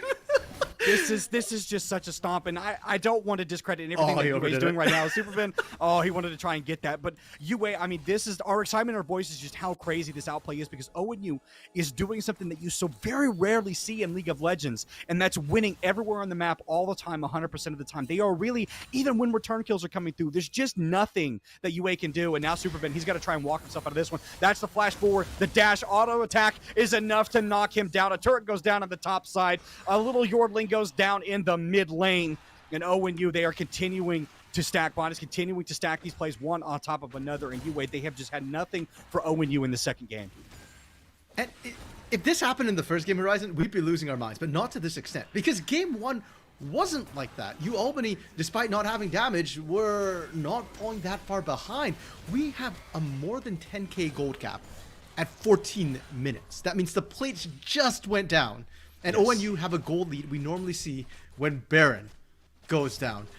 Heck, if ONU just want to pick up the pace, if not for the fact they don't have a long enough range champion to effectively siege turrets, we might not even see Baron this game. Like, I've seen plenty of CLOL games end at 18 minutes. Dude, we know what I would like to see right now, RMC? I would like to see whether or not ONU actually got all the turret plates. I think they might have gotten them, except for the mid lane. I don't think they got, they obviously didn't get those last 2, but I think on the top side and the bot side, I think they got every single one of those plates. Like, that's so much gold. Like, a Tumu, now he's being the recipient of all of that gold that Kai has. He's chasing them 1v2 under the mid lane. He's going to dash forward. Tango just feels like he's invincible because he has an ADC that allows him to do that. They are just sending the Amumu onto these missions to find these double stuns. And now Azareth, you don't actually even win this one. You only think you do, sir. That is not your jungle Udyr. He is going to die. And then they pick up Careless as well. Oh, no, this is not where you want to be. Superman trying to see if he can get something done, but Kai, he is just a touch in the back lane. There's nothing he can do. There is nothing they can do. Is the no steals 2 of the kills. The Senna ulti does absolutely nothing to save them. And now Tumu, he may have got himself in a bit of a pickle because aggression's going to be stunning. It's the shutdown though. That's big. Yes, it goes onto the choke. Yes, but it's important they knocked him down. And UA finally, they're answering to ONU. But meanwhile, Kato trading for a turret, no matter what. ONU trading for something on this. You know what? Albany just won a moral victory, Horizon. It took 4 deaths, 2 turret shots, but they killed Kai, and Kai is not immortal. Now 9, 1, and 5, and this one they took. This one Kai did not just give, but the sheer amount of resources it took to kill Kai is very, very concerning. And that's without either solo laner present. Kato just pushing bot side, Vidorum pushing top side, and if you don't send at least that many resources to answer in the mid lane, then you don't find kills. And if you do, then you lose silent turrets. Yeah. From start to finish so far in this game from the side of from the side of ONU, they have just had very little that they can do against UA. Or sorry, I get that UA can do against ONU. I'm losing my mind. Sorry, I'm trying to catch up because there's just so much that's been happening in this game. But I fully agree with you right now. Like, yes, it is a moral victory that you get Kai, but he just went back and bought a full item. He has completed tier 2 boots. He has the Blade of the Rune King and the Shield Bow. There is not a lot that UA can do to him in these team fights if they ever get to that point. Weedrun is just tanking the turret without minions, gets that structure down, and is just going to walk on out of there. I mean, ONU right now, they have to be feeling on top of the world, but I want to see them close it out cleanly. Yes, it is fun to watch them be making all these plays, to be having fun. Obviously, they're enjoying their time at the Rift right now, but it's all for nothing if you don't close out the game, and I want to see them start to do that. They have a dragon that they can go take. Realistically, UA cannot step up and take that objective. They're going to be really heavily confined to staying shallow in the lanes, making sure that they're close to their base. They're really not going to be able to take a team fight at this point in time. They need to stop and scale, and so ONU, that's going to give them opportunities to continue to collect objectives. But at 17 minutes, they're already pushing on the top side, and Baron has not even spawned. Man, I clenched on that bandage shot from Taco Charlie. If it landed, Joel was dead to rights. And Horizon, you're right. The ONU, they're massively ahead, but the pushing has largely come from split pushing. And we mentioned it before, Vayne, not the longest range champion. So, Corellius. Does he live? Did he heal up? Okay, he's fine. Yeah. Barely. I'm so tense about the top side right now. Yeah, they're trying to knock down Reedrum, but they are wasting a lot of time. They're going to try and knock down this Vladimir and just hope that they can hold somewhere else in the mid lane with two, but it's going to take a long time to knock him down. Reedrum surviving for so long. Meanwhile, in the mid lane, that Herald is going to knock down that second tower in that mid lane. They're conceivably at least going to get this third one because it's a long way for Corrales Nazareth to walk on back in. Now they're just going to kill Tumu in his own base. They're going to knock down that mid lane tier 3. They're going to get at least one inhibitor, and they can look to back off to get anything else that they want. They've still got many ways they're going to be shoving towards that bot side. If we can keep them up, actually, I think Corrales may be doing a pretty good job of getting it. They may just decide to full-on dive as Azrath now trying to prevent anybody else from trying to kill him, but Kato... Charlie's out. Wanting to get in. Corralius, he's got to try to find a way to get in. Is involved in this one. Not able to do so just yet. Corralius surely the next to fall. He gets shot out, and ONU are going in. They're trying to put the seal on this first game as it's Kai getting the kill onto Joel, and now he's going to be able to kill Tumu possibly as well. He's auto-attacking him in the fountain. Tumu dies in the deepest part of his own base. There is no place sacred for UA in this game. No sanctuary that they can find. It is death timers too long. ONU, they have everything to end this game. Are they going to end this before 20 minutes? RNC, death timers are still short. I mean, we talked about the possibility of it. I just didn't think it ended this way. You Albany, the respawn time is as short as you mentioned. Azrath back up along they with can. Corralius. Wow. ONU's going to do it. They're going to end this game before 20 minutes. They are up to match point and a no response from UA. My goodness, RMC. We are 2 games in. It's less than an hour, and they are 1 game away from ending this series and becoming champions. And Horizon, it's just the way they're doing it in game 2 as well. That was nutty. I like I said, in collegiate, we do see 18-minute wins sometimes. Yes. This was just one of them. And I'm thinking about it and trying to think, what did University of Albany do wrong? Like, well, and I don't think there was. Yeah, and that's the thing is you're looking at it, like they didn't really do anything wrong. It's not like they got caught on an over-aggressive play or they were roaming somewhere they shouldn't be or they tried to take an objective they weren't ready for. It's just ONU said, you know what? We're just going to flip the switch and we're going to fight you all the time, every time, any chance we get. And that's exactly what you saw the entirety of the game. Yeah, and you know what? I'm going to put this one down to draft from you, Albany. We had our concerns about 3 losing lanes. And I mean, where does Azarath look to gank? Which lanes kind of pop up? And we saw that. Mm-hmm. All 3 lanes lost simultaneously. There wasn't that one big breaking moment. It was just accumulation of little cracks just in every single way and just absolutely falling apart. And the good news is that if it's a draft mistake, you can change that. That is something easily fixable between games. Mm-hmm. And for you, Albany, you get side selection. I think it's time you consider going to red side. I don't think Udyr is necessarily the highest prio champion. And even if it is, I think at this point you need to look at some counter picks. You need some lanes to win so that you can actually play through it and get to that mid game. Yeah. Well, we'll have to see if they're able to make those adjustments. Is it draft or is it just the way they're playing the game? Only one way to find out. Game 3 and potential end of this series coming right up. So don't go anywhere because game 3 coming right up.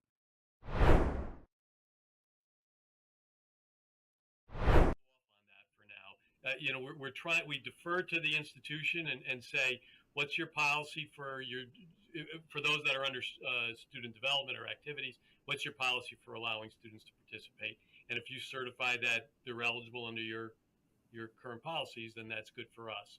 I also think, and I was part of some of the conversations early on with the NCAA years ago about the NCAA getting involved as a Division II representative, and I was crossing my fingers that wouldn't happen.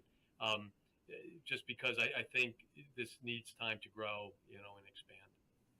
Can I ask Rob a question? Because you mentioned part-time enrollment.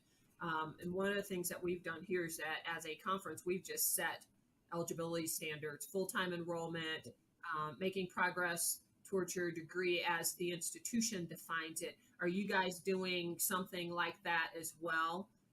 Because we've gotten that part-time enrollment question and we've said no. Yeah, no, I don't think we've gotten that far down the line, Carolyn, to ask for that. I think we kind of put it on the institution, but we do say that the student has to be a full-time. Now, they could be a full-time grad student, but they have to be full-time as from what the institution decides. Yeah, our eligibility requirements are just as simple as can be. You have to be a full-time student in good standing. Yes. And after that, and that's about it. Now I think we wanted as few impediments to getting this thing rolling as possible in the outset. I do think as schools get more competitive, they will start to distrust one another. And that's why we have this 500-page NCAA manual, because schools distrust one another. But we're not there yet.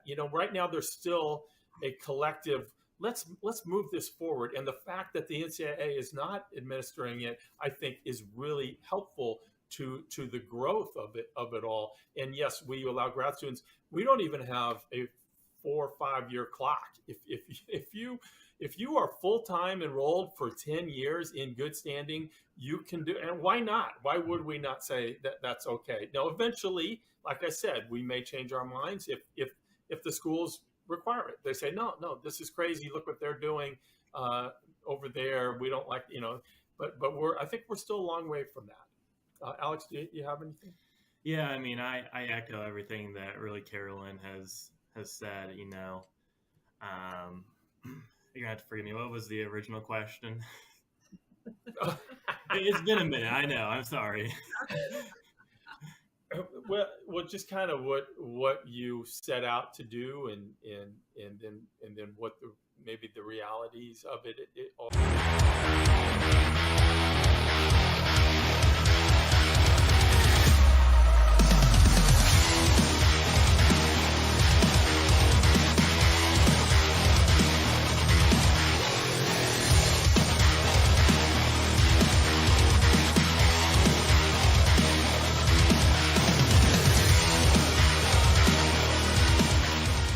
https://twitter.com/Septilence.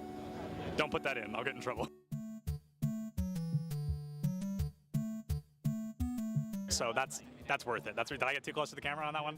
A little bit too close. Should I back up a little bit? Okay, sorry about that. My bad. I've been awake for probably close to 32 hours. I have to hold my keyboard the normal way, because if I do it, I feel like I have arthritis if I hold my keyboard like that. It blows my mind. I can never do that. This guy right here, he's got his keyboard off at an angle. His isn't that extreme. There's a kid all the way down to the far end who has his keyboard all the way at a horizontal. That's really cool. They're going to be at that table right over there. Public information? Oh, I don't know.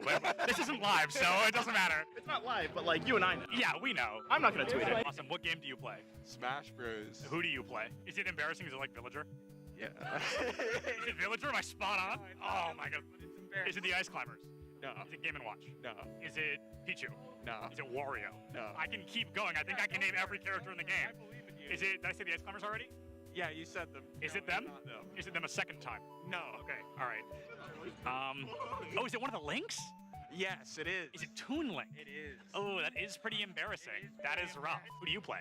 I'll give you $20 if you guess correctly right now. First try? Give me a single hint. It's an obscure character. Obscure character. Not played very often. Is it Wii Fit Trainer? Oh my god! I'm the interviewer for a reason, baby. I do what I do. I don't need the money. I appreciate it, though. I appreciate it. So Bowser Jr., Wii Fit, and I forgot already. Are you all lying to me? Am I being gaslit? No. Bowser Jr., Wii Fit, and you told me already. Oh, Toon Link. Yep. Where's my main support at? Who are we playing this weekend? A lot of Brig. A lot of Brig, really? Brig Lucio, probably. Brig Lucio, really? I shouldn't say that too loud. I don't want to give away your strategies. It's over-under? What do you mean over-under? Like, do we think we're going to podium? Do we think we're going to come in last place? Not last place. Not last place. Certainly not last. What about 5th place? That's doable. That's doable? That's winnable? 3rd place? Third that's where things get dicey? That's very doable. Okay. First place? That's very doable. First place, very doable. Love it. That's the mindset. That's what he loves to hear. Yeah. Oh my god! Hold on, cut the cameras. Well, who are you? Hello. Oh my god! I saw you earlier. I saw the back of your shirt, and I was like, I know that name. I know him. It's a quick play game. They Q sniped each other at land. I thought it was a scrim. It's just unlucky. Are you actually a Villager player? Yeah. How do you feel about Villager being notably worse in Smash Ultimate than they were in Smash 4? I wouldn't know. You wouldn't know? You never play Smash 4? No. Oh, that's all right. Nobody's gonna hold that against you. Who do you play? I play Robin. Okay, wow. Did you know Robin has the lowest pick rate in the game? Yeah. Isn't that crazy? Come on, the LEDs, it looks just like Samus. Huh? Do you disagree? I guess I can see The it. Samus vibe. Show the controller to the camera. We're interviewing. This is recording, by the way. Surprise. Not my controller. Who do you play? I play Peach. Oh, wow, I like that. Who do you play? I play the Shotos, mostly Kazi. No, you lose against Kirby. That's just like a statistics thing. Yeah. It's maybe.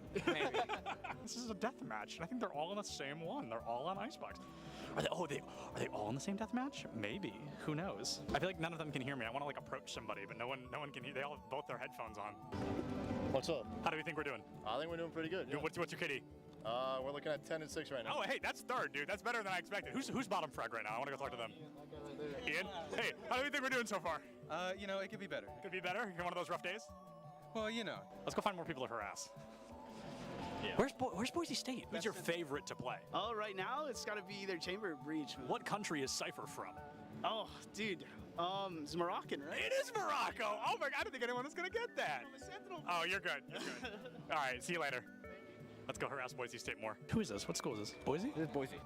Oh man, that's okay. Boise's still got really good odds. A Large Bagel, one of their tank players, Nerdy Bird, they're off tank. Both of them not here. A little bit scary, if we're being honest. Getting warmed up, getting ready to cast some players. No, okay, not cast, interview. Change your mindset, change your mindset. Words. No, but last words until we come back. Oh, okay. Because we're leaving. Enjoy. Oh, that was good, that was good. Anything from you? How are you doing, Polly? Awesome, thank you so much for your time.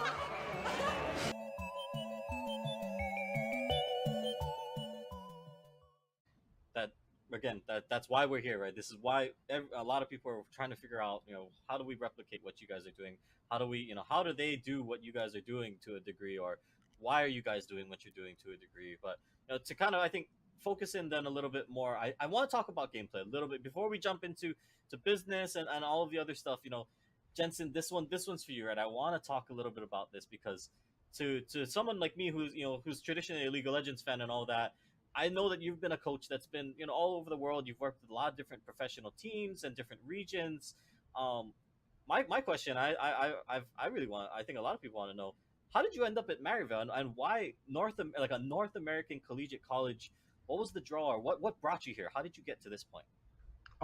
When I first came to NA, I worked with Immortals, with the academy team, and I realized that there's a lot of cultural challenges that exist that's very unique to NA and esports, right? Where there's this very interesting intersection, because unlike traditional sports, in esports, players, they don't start training under a structure or a system or a coach from a very early age, which is what happens if you want to pick up any other sport, right? Like you start going to community events or whatsoever, and then you start developing your skills and your literacy of the game from the age of 6 or 7, and you're very used to working in a team environment, a coaching environment.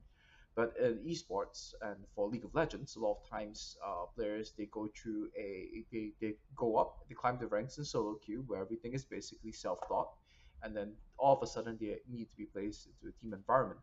And I realized that this is something that the Asian teams got right, where they had these B teams. They have the B houses in Korea and Taiwan.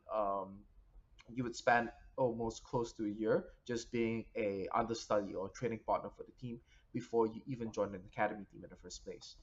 And in China, they have like these massive B team systems with like lots of players in them. The moment you hit a certain rank on the ladder, they fly you in. You are then boot camping for a month there at the facility, and depending on how well you do, they then decide whether to retain you on as a training partner or as a trainee in whatever capacity, given how well you perform in those scenarios. So the West was very lacking in all of this, and culturally to do the same things and try to replicate the B house environment or what they do in China or Taiwan would not be possible to do. But the West has a very successful model of developing sports and talent, especially in America, and that is in the collegiate space. So I looked at this, I saw the resources that was available, and when then when Clerky pitched his vision to me, it's like, yeah, this is what I think should be the future for development in the NA ecosystem for esports. Oh, right on. I think, well, maybe let's follow up on that a little bit then. Because Dan, okay, so Dan, you pick up Jensen, you've got this going. I think that's going to be my question then is, or to any other schools that want to be competitive like you guys on that level, is this something that we should be expecting to see in the future, right? Is this now, the standard that you guys, Jensen, you and Dan, do you guys feel that this, if every college across the nation starts doing this, if they start, recruiting coaches like Jensen and trying to build this atmosphere, is this going to be the next standard, or is this something that's very successful that obviously it's proven to work?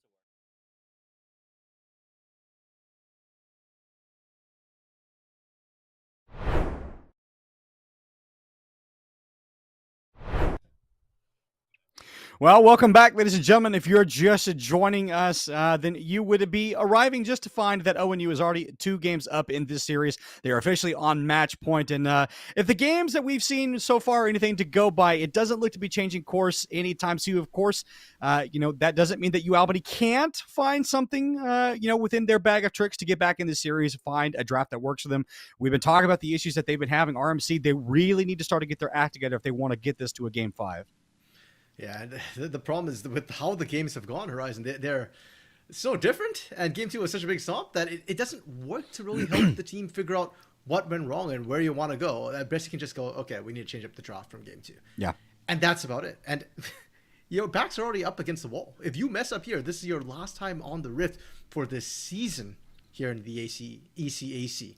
So, if anything, if you've got any hidden cheese, Albany, now's the time to pull it out. Even if it's not completely ripe yet, you don't have much left in the tank. Yeah. So just pull it out and pray that it works. Yeah, and right now for the side of Albany, you talked about that the little bit of stake. Like, your opponent has a lot of room to work with. Now, obviously, they're going to be wanting, to put Albany out as quickly as they possibly can, because there is no more animal that's more dangerous than a wounded animal. And when you back a team like Albany in a corner, they may start to fight back in ways you don't like. So, in terms of ONU, making sure that they close this out cleanly, for them, it's going to be making sure just keep doing what you've been doing, but try not to play with your food. Get them out of there quickly. You don't want to start giving games over. You don't want to lose your momentum. Nothing worse than getting reverse swept because you didn't end it out on a game that you should have won. So interested to see what they're going to do in draft. Interested to see what Albany is going to try and put together as well to try and fight back in this one. So first off, what we do need to note, Albany, they've gone on the red side. That's what we were calling for last game, Horizon. Pay counters to the lanes. Make sure you've got some winning lanes to play through. And for Ohio Northern, now that they're on the blue side, I'm curious if they change up any of the bans. Perhaps maybe they can steal something away for themselves if they want, or potentially not, because it's been Karthus, Pantheon, and Malphite was, I think, the first one that they've been thrown out. Yeah. So I don't think they actually played that. So I think they keep it the same. And Albany, do they change up their bans? Because I think you can kind of just leave it the same as well. Like I said, I don't think there's a lot of overlap on priorities between these two teams. Yeah. Interested to see if Albany is going to try and prioritize the GP ban again.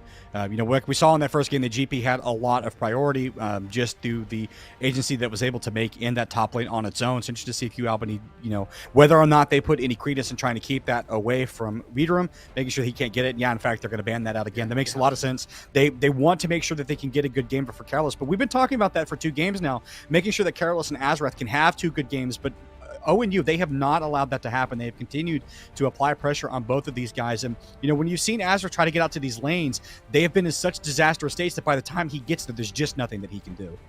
Yeah, and that's an Udyr, and it's not as if he's ganking late, he's full clearing. No, he's sprinting to the lane. It's just already falling apart by that point. So maybe put Azrath on a hard carry of his own, something that's going to power farm, not worry about the lanes as much. And I know that he plays a lot of things like Kayn and, Kindred in solo queue. Maybe pick one of those where you can skill up and be the carry for the team without having to rely on your lanes. Okay, I said there wasn't a lot of overlap in priority. This is not a standard pick. This feels like a little bit of BM from ONU saying, all right, we gave you 2 tries. Now it's our turn. We're going to pilot the Senna. You know what? I wish the best of luck to him. That hasn't worked out for Albany yet, but maybe they know something we don't, as Albany going to finally get their hands on that Caitlyn in that bot lane. Somehow, I doubt it. I want to highlight the fact that there was a change of bans from Ohio Northern. They left the Malphite open. They banned Cho'Gath. So not only did they steal away Senna, they banned Cho'Gath as well. Okay, respect to Tumu in the bot lane for drawing that pressure, but Joe Stinks is just going to go back right to his comfort champion that he's played through most of the split. 10 picks of this Caitlyn. There won't be the Cho'Gath to pair with it, but Thresh still really solid. And Vidorum blind picking again in the top lane. Keep in mind, Malphite is open. Yeah. They didn't ban it this time, so you Albany can just go ahead, take that Malphite, go for a stable lane with Corellius up top.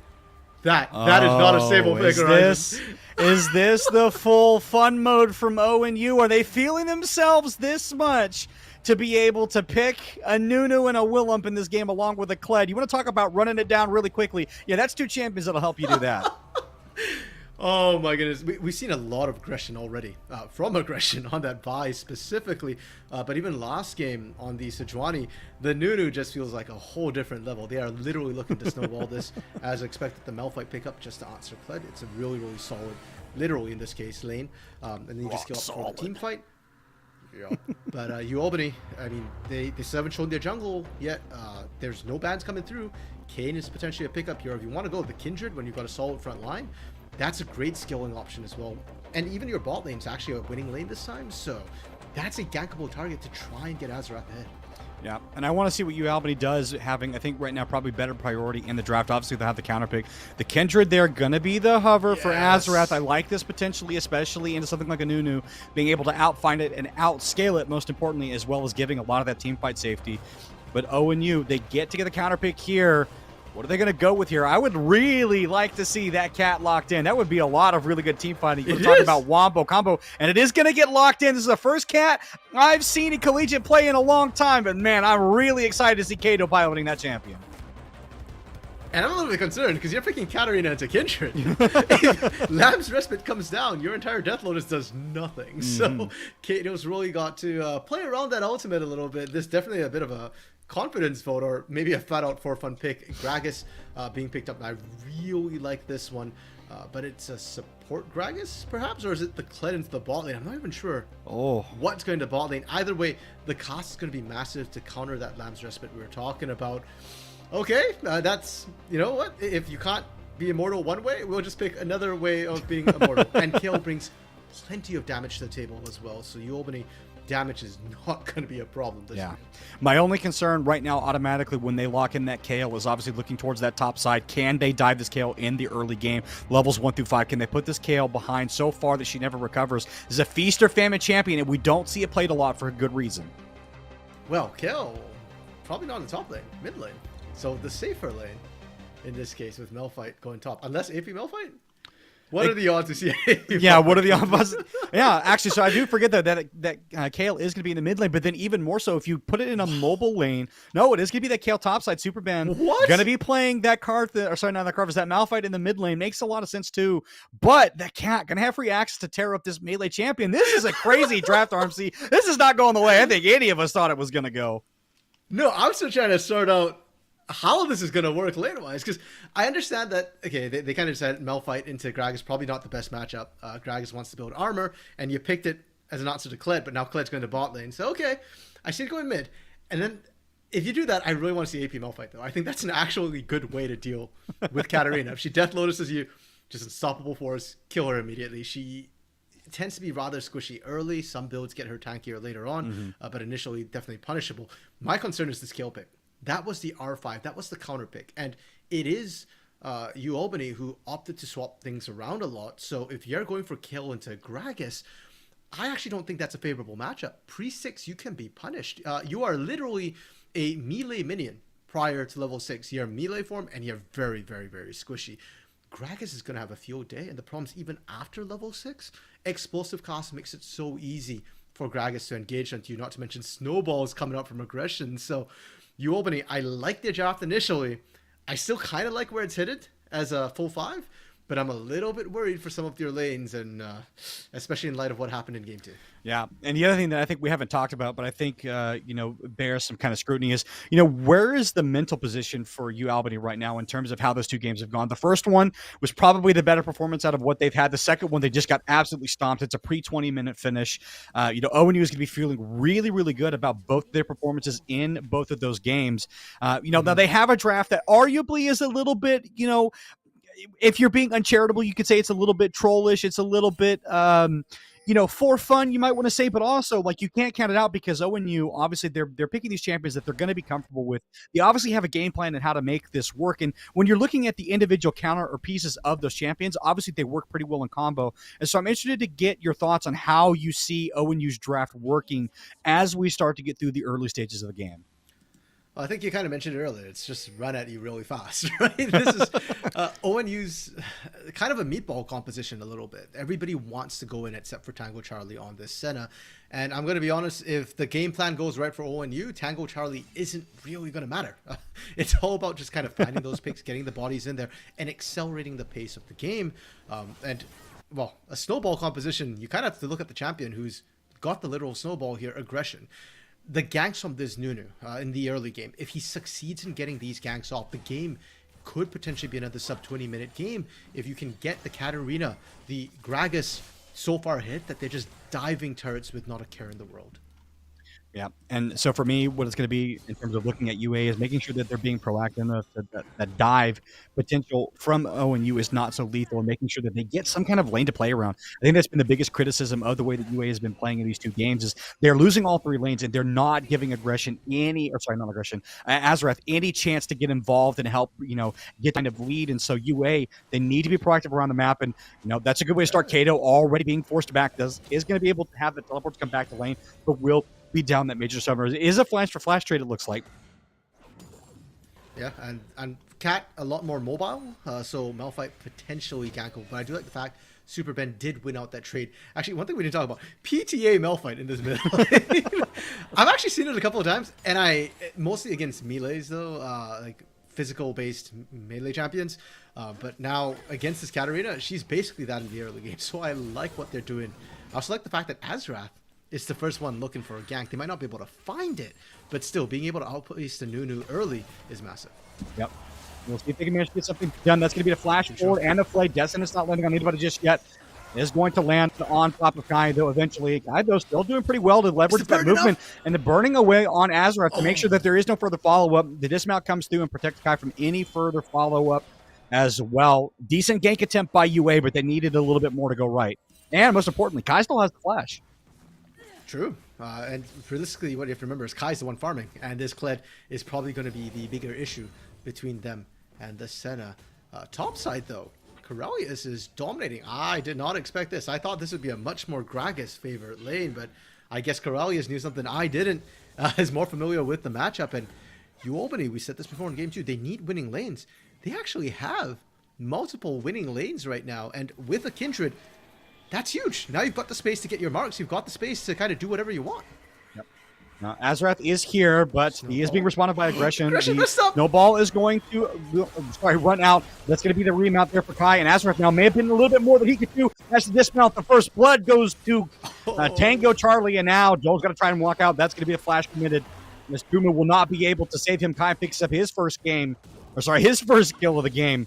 And ONU, they are right back to where they left off from game number 2. I'm getting whiplash, Horizon, from what's happening. The highs and the lows. I mean, that looked good for Albany initially, but aggression with the Nunu can get there so quickly. And then aggression walked into a wall, and I was like, surely Albany have this, right? Surprise. No, because one of the things about bruisers and about these sort of meatball compositions is that bruisers, a lot of their damage, it's not so much about skilling with items, a lot of it's skilling with levels and base abilities. And that means that they're really strong in the early game. That's why a lot of times it's the top lane that, the side lanes, but top lane more than mid lane that decides who gets Herald, because those are the bruisers. They spike earlier. And Kai, literally just with brute forcing stats, manages to balance that one out. Super Ben, no flash. Yep. He might be able to get the kill. Super Ben not going to be taking up, though. Aggression going to slate him right underneath the turret. Manages to get that last little bit of damage in. Good gank timing again from Aggression, especially on Super Ben, who was thinking he was probably safe in that lane to just continue to stall it out. But Aggression showing no hesitation in rolling right up underneath the turret and killing that Malphite. And the snowball's rolling. Horizon, 5 minutes, 3 kills, 100% kill participation from Aggression. This is what we feared. And this is going to affect Albany as well in how they want to lane. Prior to this, they were kind of all pushing lanes, getting Azrath space. Now they can't do that. And unless they get really, really deep wards down. If not, well, yeah. You're at risk of being ganked. Short wards like what we're seeing in this bot lane bush, that's not going to protect you against a snowball gang. No. And something I want to point out, too, when you're looking at this bot lane, and something that I think is really important to highlight, is even on a non-traditional ADC, Kai still has a CS lead in that bot lane. It's not a lot, it's nothing to write home about, but it is something. And the fact that he's able to get that into a traditional bot lane of Thresh and Kate is really, really impressive. And I think is a hallmark of how well Kai has played throughout the entirety of the series, both in the laning phase and then eventually this will snowball into being a group phase. And now this is going to have to mean that Careless is going to be the next recipient. That ultimate's going to go down, but it won't buy all that much time. This is going to be the full PC commit there. As Weedrum just trying to survive for now. Caloris has access to his flash if he wants to get away, but not likely going to be going anywhere. Aggression. Sorry. Oh, the cast just a little bit short. No way. Now Tumu is here. Can he manage to get done? Oh, the flag going to go wide. That's unfortunate. Destiny also goes wide. This is snowball on the back end, and now Aggression. Can he manage to find his second kill? Does he have the damage to knock down Trumu? Or does he favor it? Yeah, no, Kato's here. Yeah, this is just going to be a Thresh dying. That's an absolute insane at Regage, and oh, there goes the Thresh. Lantern, no Lantern for the Thresh himself. And that's going to be 2 quick kills in that top side. Meanwhile, bot lane, Kai Tango still doing their thing, getting turret plates, getting gold, getting experience. And UA back to square one, even despite getting that kill. Yeah, and keep in mind, that was the kill, which we didn't catch. Tango Charlie finding the pickup there, and I have to assume it was just on Joel in that 2v1 situation while Tumu was roaming up. Azrath making good on that, though, recognizing that, hey, if Aggression's top side, if I can't match this gank, no way I'm getting there on time. I'm just going to go and counter-invade. Took away everything in that bottom jungle from ONU. If you're a Kindred, if you're looking to be that late-game Gary, it's kind of rough, but it's the call you got to make. Yeah. And right now, I think for UA, obviously this early game is definitely not going the way they want it to. It's already 3K down, or just under 3K at the beginning of this 7 minutes in. Careless getting Dova again. That's going to be the ultimate committed from Kato. As White Vidrum was tanking the turret, and they will both walk out with their lives. No response now from Superben. He's just trying to push in the mid lane to get turret plate gold. But back to the point I wanted to make, I mean, if you're UA, these are kind of the sacrifices that you're going to have to make across the map, knowing that at some point your scaling will come in for you, knowing that the Kled falls off, knowing that the Gragas falls off, and that a lot of the damage that ONU has is kind of non-traditional, doesn't hyperscale quite like the Kate does, like the Malphite, like the Kindred, like the Kale. And so just knowing that if you can weather this, if you can continue to take these punches and trade for some neutral objectives, you'll be fine. Yeah, the skilling is still there. The problem is the early game for you Albany isn't, and they needed that bridge. Superben still doing a great job in the mid lane, up CS with the pressure, and actually managed to take a plate as well with that Sheen proccing. Is now level 7, and to me, if your bot lane, which was supposed to be one of your stronger lanes with that Caitlyn, is not panning out, go to the mid lane. I'd love to see Azarath go for a gank with that setup from Superben. Kato's got to be tip-top shape. Immediate reflexes to Shunpo out. If he gets tagged at all by the unstoppable force, it's going to be so easy for Azarath to just chase down the Katarina, and the burst damage they can put out is massive. But Kato's not even mid lane to be ganked anymore. All right, now we saw this in the last game, and that didn't work out, and they were trying to get the Corki, but I think they've got the pieces that they need. That's going to be Joel going down, Kato putting in the damage. Tumu going to be the next to follow. And Superben, he's going to be there, the ulti. What else can he get? He gets one, fighting underneath the turret, but he just doesn't have quite enough. And that's Ezra there. Perfect timing on that ultimate to make sure that he stays alive. But what else can they do, Bar? Because the health R's are low. Kai putting in the damage, still getting away from it. Can he get underneath it? Follows out. The Kled cannot be stopped. He's the general for a reason. It's a double kill for Kai on the Kled. He's going to get turret plates. He's going to get gold. He's going to deny experience. ONU, they get the dive, and they get everything that they wanted out of it. Call the king, call the general. Either way, he ain't the one dying today. It's the foot soldiers dropping all around, and Kai picking up the kills. 3-0-4 on this Kled. And sure, you give some kills over, but look where the kills went as well. Unfortunately, it's not sitting on Joel. I'm not even sure that Azarath got the kill on that bot side dive. Superben picked up kills. And hey, that's great, don't get me wrong, but look what Superben's building. That's the Frostborn Gauntlet. This is not the AP Malphite. This is not the Malphite that's going to carry you through the early game. It's the tank that's not going to die. Yeah, and right now Aggression starting to make the better use of that, especially his gank timing. I think you've highlighted, like, the kills going on to Kai is going to feel really good. That's sort of your mid to late game insurance right now is that Kled. He'll be increasingly difficult to stop, especially when you continue to put more resources toward him. Right now, the ONU, they're trying to get something going in this top side. They want to make a play for this Herald, but it's really difficult to do right now. Flash and invested. Weedrum going to be able to dash out. Can they manage to get fully away from the Kindred? The answer is yes. And with Super Ben rolling, they need to be very careful not to try and push forward for anything else. I don't think this Herald's going to be theirs. So UA, they should be able to pick up this neutral objective. Oh, and the mark as well. Perfect timing for Azrath to be able to pick that one up. And actually, I probably should check in how many marks does Azrath have. Oh my goodness, Kai. Oh, Kai. He's feeling himself flash forward. That's all he needed. The Conqueror proc. The auto damage into the back of the Caitlyn. More than enough to pick up that kill. Kai now really starting to feel himself 4-0-4 on that Kled. Superben fancying himself a potential response here, but I really don't think you want to do that right now. TM out on that Kled makes him really scary. Yeah, I'm with you. I mean, Superben, if there was anybody to handle Kai, it probably would be Superben. But this is first turret going down prior to 12 minutes. There are still turret plates to get, RMC. Yeah, and this is without Herald as well. Yeah. You Albany weren't able to go for the Herald, actually peeled off of it because of all the action that was happening. So first turret to ONU. And if you thought that Kai and Charlie were scary already in the bot lane, well, guess what? They're not in the bot lane anymore. They can start roaming around. And with that charge, Kai is really, really fast. This is this is the completed item already. Sorry to cut you off. That's the completed item already. The Eclipse available for Tango. Conceivably, Kai will be able to finish his mythic as soon as he gets back there. They're able to pressure UA out of their own bot side jungle right now. This is crazy that they're able to do this. Superman now under threat himself. Doesn't have access to the flash. Will have to use the ultimate to get out if he wants to. Does manage to get to the safety of the turret, but that's a poor consolation prize. That ability being down means that they're not going to be able to team fight for this next dragon. Kai, no fear, chasing underneath the turret, forcing out the ultimate from Azrath. They want to try and get him out of it to make sure that he can't grab the lantern. Do they manage to kill him before? Yes, he does. He takes it, but doesn't get free. Kai is unstoppable, and this dragon is absolutely theirs for the taking. Yeah, and as you said, this is before Kai has even completed his mythic. So, yeah, that Kled is fast becoming everybody else's problem. I expect to see the rotation to mid, take that mid-side turret, and once the mid-outer goes down, Corellius, you've had fun in your isolation. Yeah, isolation's over. Planes are flying, and expect to see visitors come top. Yeah. Well, and I think that's even worse for UA when you talk about their condition and just being able to scale. Like, ONU has just cut that timer down completely as Careless now under danger. Weedrum, he's going to drop, though. Too many turret shots. Yeah, going to get punished for a little bit of the over-aggression. The fat man takes a little bit of a nap. He'll be out here in a couple of seconds, but, did overplay that a little bit. But the point that I wanted to make, RMC, is, I mean, you're absolutely right. In terms of the scaling that UA wanted to get, they needed more time to do that. Knowing you said, okay, well, what do we need to do to make sure that they can't get that win condition? Gotcha. We need to make the laning phase as short as possible to prevent them from having that opportunity. And Kai, he's just going to finish what Weedrum started.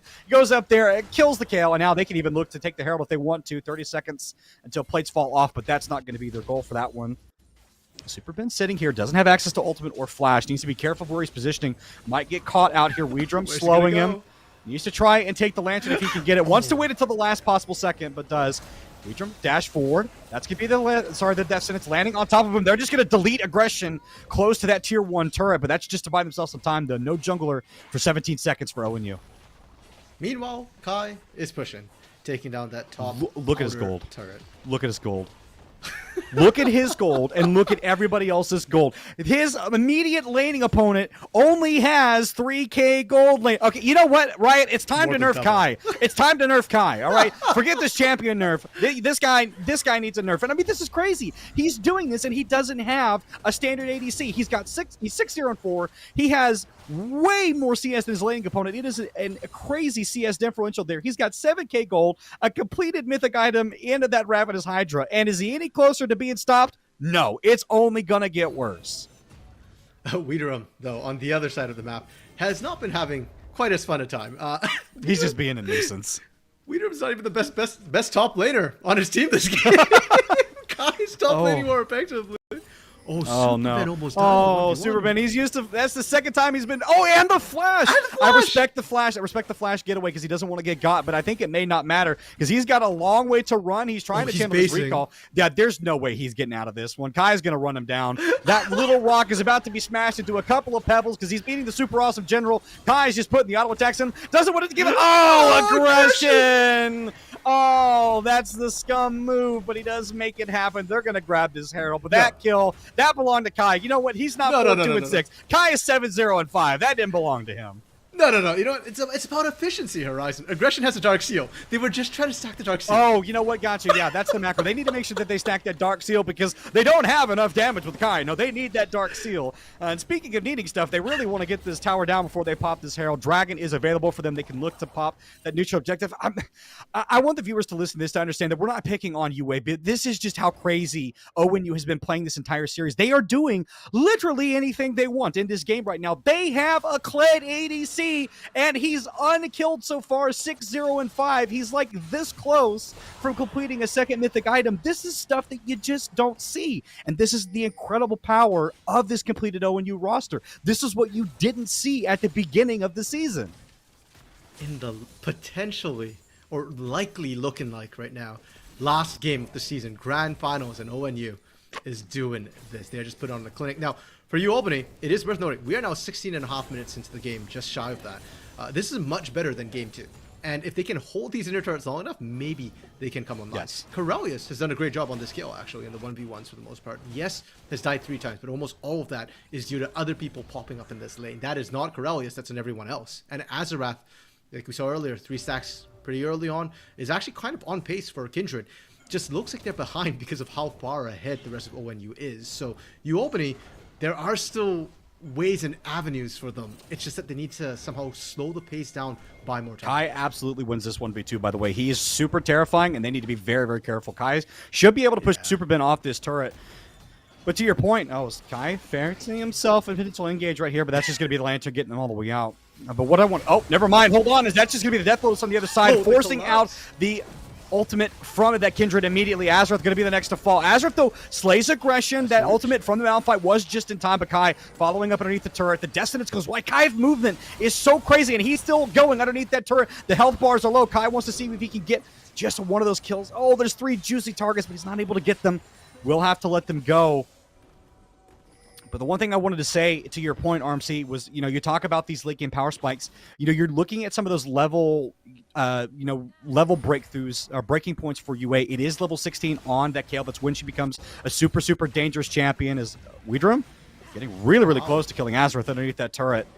And for Azarath, it's also level 16. It's getting to that, I think, 8 stack mark is when she really becomes a problem. And then Caitlyn reaching that 2 to 3 item power spike, but she doesn't even have a completed mythic item right now. Like, Joel's still trying to get something. Meanwhile, though, on the top side, that's going to force out the ultimate from Careless. He is afraid. Kai is going underneath the turrets. He doesn't care. Flash forward. He's got the damage. Oh, no. Careless trades him. That was one step too far. Single digits. And aggression. He wants to try and see if he can avenge his ADC's death, but it's just not going to happen. As it is going to be the ultimate channel. It will be Trumu dying there as well. Kato seeing if he can live from this one, though. Azarath wants to try and trade back. Is this enough? Is ONU? Are they throwing the gold lead back? They've given over a bunch of kills. That's a triple kill for Azarath. Just as we were praising ONU, UA, they fire back. They managed to get themselves a couple of kills. They managed to get themselves some gold. And that might be what they need to start to try and get back in this game. Yeah, for you, Albany, that was massive, that series of plays. And this time the kills are going on the right people. Azarath picking some of that up. Is picking up of his own as well, and sure, level 16 is that huge marker that we're tracking, but every little bit of golden experience at this point is great for you, Albany, because it just slows the pace down. It buys them that time that we were talking about earlier, and ONU just overextending. Let's not forget the massive bounty Kai just gave up as well on that dive over to Corellius, and Corellius single digits health, man. I cannot believe we saw it at about 8 health, so it had to be closer to what, 5? Yes. 4? Maybe even 1 by the I'm going with 1. I like that narrative. I'm going with 1 health. I'm down for it. Yeah. Massive for them. Now, we have seen this before, though. Game 1, ONU also made a couple of whoopsies in the mid game and then closed it out. And ONU are still firmly in the driver's seat. They just have to not overextend and not dive. Or, pardon me, they can dive, but they just need to set their dives a little bit better and not overcommit for no reason. Yeah. And especially once Baron comes up as well, that's when it gets really hard for you, Albany, because now you've got to fight on open ground or lose an objective that will crack your base open. Yeah. And this is what we were talking about in game 2, just prior to the game state that we have now. When we talked about ONU, yes, it's one thing to have this dominant performance throughout the entirety of the game. It's one thing to, be rolling and smashing your opponent, but it's about how you finish it out and how cleanly you can end the game. And right now, what I want to see from ONU is, again, stop playing with their food as they are right now. Is Carlos going to get the ultimate forced out, belly bop from Vidrum. Going to continue that, but even as I say, they're going to need to try and close it out. Kato is going to lead the charge behind Kai to get that kill in the mid lane. They're going to knock down that tier 2. And they're going to look to knock down this inhibitor turret as well. This is going to force out the recall from Carolus. No one in the bot side pushing, though. But ONU, with Dragon spawning in a minute, they can look to start to rotate around the map, pick up some more of the standing gold, look to knock down this bot lane tier 2 as they push this wave, and then spiral that into Dragon. And again, start to close this game out cleanly. Put the final finishing touches. Don't wait around. Don't wait for UA to get to that point where they're harder to manage. Just end the game out is really what I want to see them start doing. Uh-oh. The sheer tankiness of Superben with a frozen heart as well. Like, he's trying so hard to counter Kai. He's getting grabbed. He's not going to reach that lantern. Yeah, aggression just kills him. He waited around too long to grab that lantern and got punished for it. Yeah, and the other thing too is because it's working against Kai, but you've got no magic resist. Is this against the aggression. Baron angle? There is no vision on UA that this is going to happen. All they know is that people have disappeared off the map. They don't even know to check this. Are they going to try and go towards Dragon? They're thinking that this might be ONU trying to set up for this Dragon objective, but instead they're just going to go grab this Baron. Yeah, this is absolutely a free play. No one on UA even feeling remotely comfortable to go check that. Yeah, good playmaking, good shot calling by ONU to go grab that. Yeah, look at the vision difference we're seeing. Albany, nothing. They don't know what's happening topside. Meanwhile, ONU, they had set up a ward line in the mid lane. They dropped wards in the lane to be able to track where Albany was, so they knew exactly where it was. Oh, they're zooming with that snowball. We talked about the Wombo combo. They're trying to get on out of there. None of the ults land except for the caster, which manages to knock Azareth back, and that's going to force out the Kindred ulti. Now what else can ONU do? They need to get the follow-up. That's going to be the teleport, but it's going to be far too late for the Malphite because all of it, his team is dead. Superbin, way too late to the play. It's Kato killing Trubu on the backside. Superbin trying to get the safety. Triple kill for Kato, and they are going to have the snowball to try and run the Rock down. They're going to try and smash him into pebbles again. There is just nowhere safe for him to go. They'll slowly knock him down. He doesn't even have an ultimate to work with to get him out. They're going to knock him down. They have Baron. They can even continue to run mid. They don't even need to get this Dragon. This inhibitor is absolutely theirs for the taking. No, Dragon, irrelevant, Horizon. This is only second Drake for both these teams, and it's a Cloud Drake. Don't get me wrong. I'm not saying Cloud's bad. I'm just saying it doesn't matter in this composition. ONU do not need more speed to be able to run you down. Now, because it's only 22 minutes, though, dead timers are fairly short. So ONU will crack a base, but they won't be able to end the game. Runs straight into Weedrum. That's not absolutely where he wants to be. He has no ulti. He's just going to die here. Tries to reach the snowball. The death sentence goes wide. Oh, he lives by the hair of his chinny chin chin, but does get to walk away. Yeah, that death sentence is actually massive. Aggression had to dodge or get hooked. Either way, he wasn't going to be able to continue chasing down Azarath there. But that is so risky. And for you, Albany, we got to talk about what are we looking at. We're talking about skill, and well, Corellius is about to hit level 16, but Azarath is only level 11, has to put out fires everywhere, hasn't been able to sit and just farm his jungle or soak a lane. And for you, Albany, I feel like Superben has got to find some sort of flank with these Hex Gates into an overextending ONU, and then Corellius just kind of has to be able to mop up front to back without being punished. It sounds easy, but it's really hard when you think of Kato and Kai just kind of running at everybody right now. And Albany needs everything to fall perfectly in line more than once. One team fight alone is not going to help them win a game. Yeah. ONU have built themselves a pretty large lead, seemingly insurmountable for UA, but that is not to say that they don't have the tools to do it. But they are, by no mistake, very heavily down in this game, almost a 10K gold lead for ONU. And that matters a lot, in these early stages. We're not to that 35 minute mark where the gold lead would matter less. In a scaling composition, they're still losing structures. Careless still has yet to hit that level 16. ONU, they still want to try and play make where they can. That was a lot invested by Weedrum to try and get that kill and come away with nothing. So that's a little bit of safety for UA, knowing that Gragas doesn't have the cast, doesn't have the flash. There's no playmaking to be made there. This is a 3-on-5 in this bot side, but the rest of ONU are coming, and they've got the turbo wrap around, and now Tumu trying to see if he can help Azareth get to safety, but it's just not happening yet. Gets over the wall, but it's a consolation prize, if anything. That's going to be the ultimate committed by Superbin while the Kindred ultimate was still up, and that's the one time to do it. But Azareth, though, manages to slay the Gragas, but is only buying a little time. Kato into the middle of multiple people, manages to get one. Can he get another? They managed to slay him. That cat is down, but you still got to deal with Kai. It's a 3-on-3, but that's careless, though. He's level 15. He's got a double kill of his own. He's still got a little bit of health to work with. He can start to knock his kill down. Oh, just a little bit of sliver of health, and ONU, they're forced to retreat. They bit a little bit more than they could chew. Kai is going to get ulted here. Manages to live, though, has a little bit of that armor, and plus that Ravenous Hydra keeping him healthy. Oh, but UA, we talked about some of that scaling advantage starting to come online. RMC, I think we're starting to see it. Yep, that was critical, and you could see if Corellius isn't stopped, he can shred right through. Yes, there's a lot of tanky-esque members from ONU, but they're not really fat tanks. You know, they're like dad bod tanks, you know? Dad bod tanks.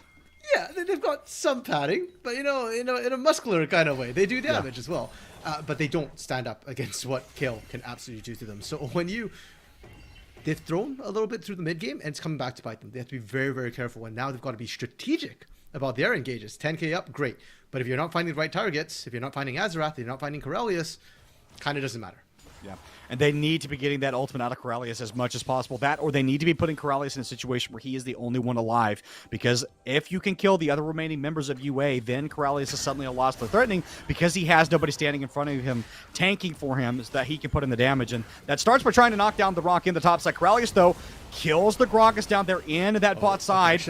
Meanwhile, on the opposite side, though, Aggression putting in the damage. Joel manages to kill him as well. Senna walking away with a kill. It's a split fight, but it's a 2-for-1 so far for UA. They're happy with that. They will have to give up this tier 2 turret in that top side.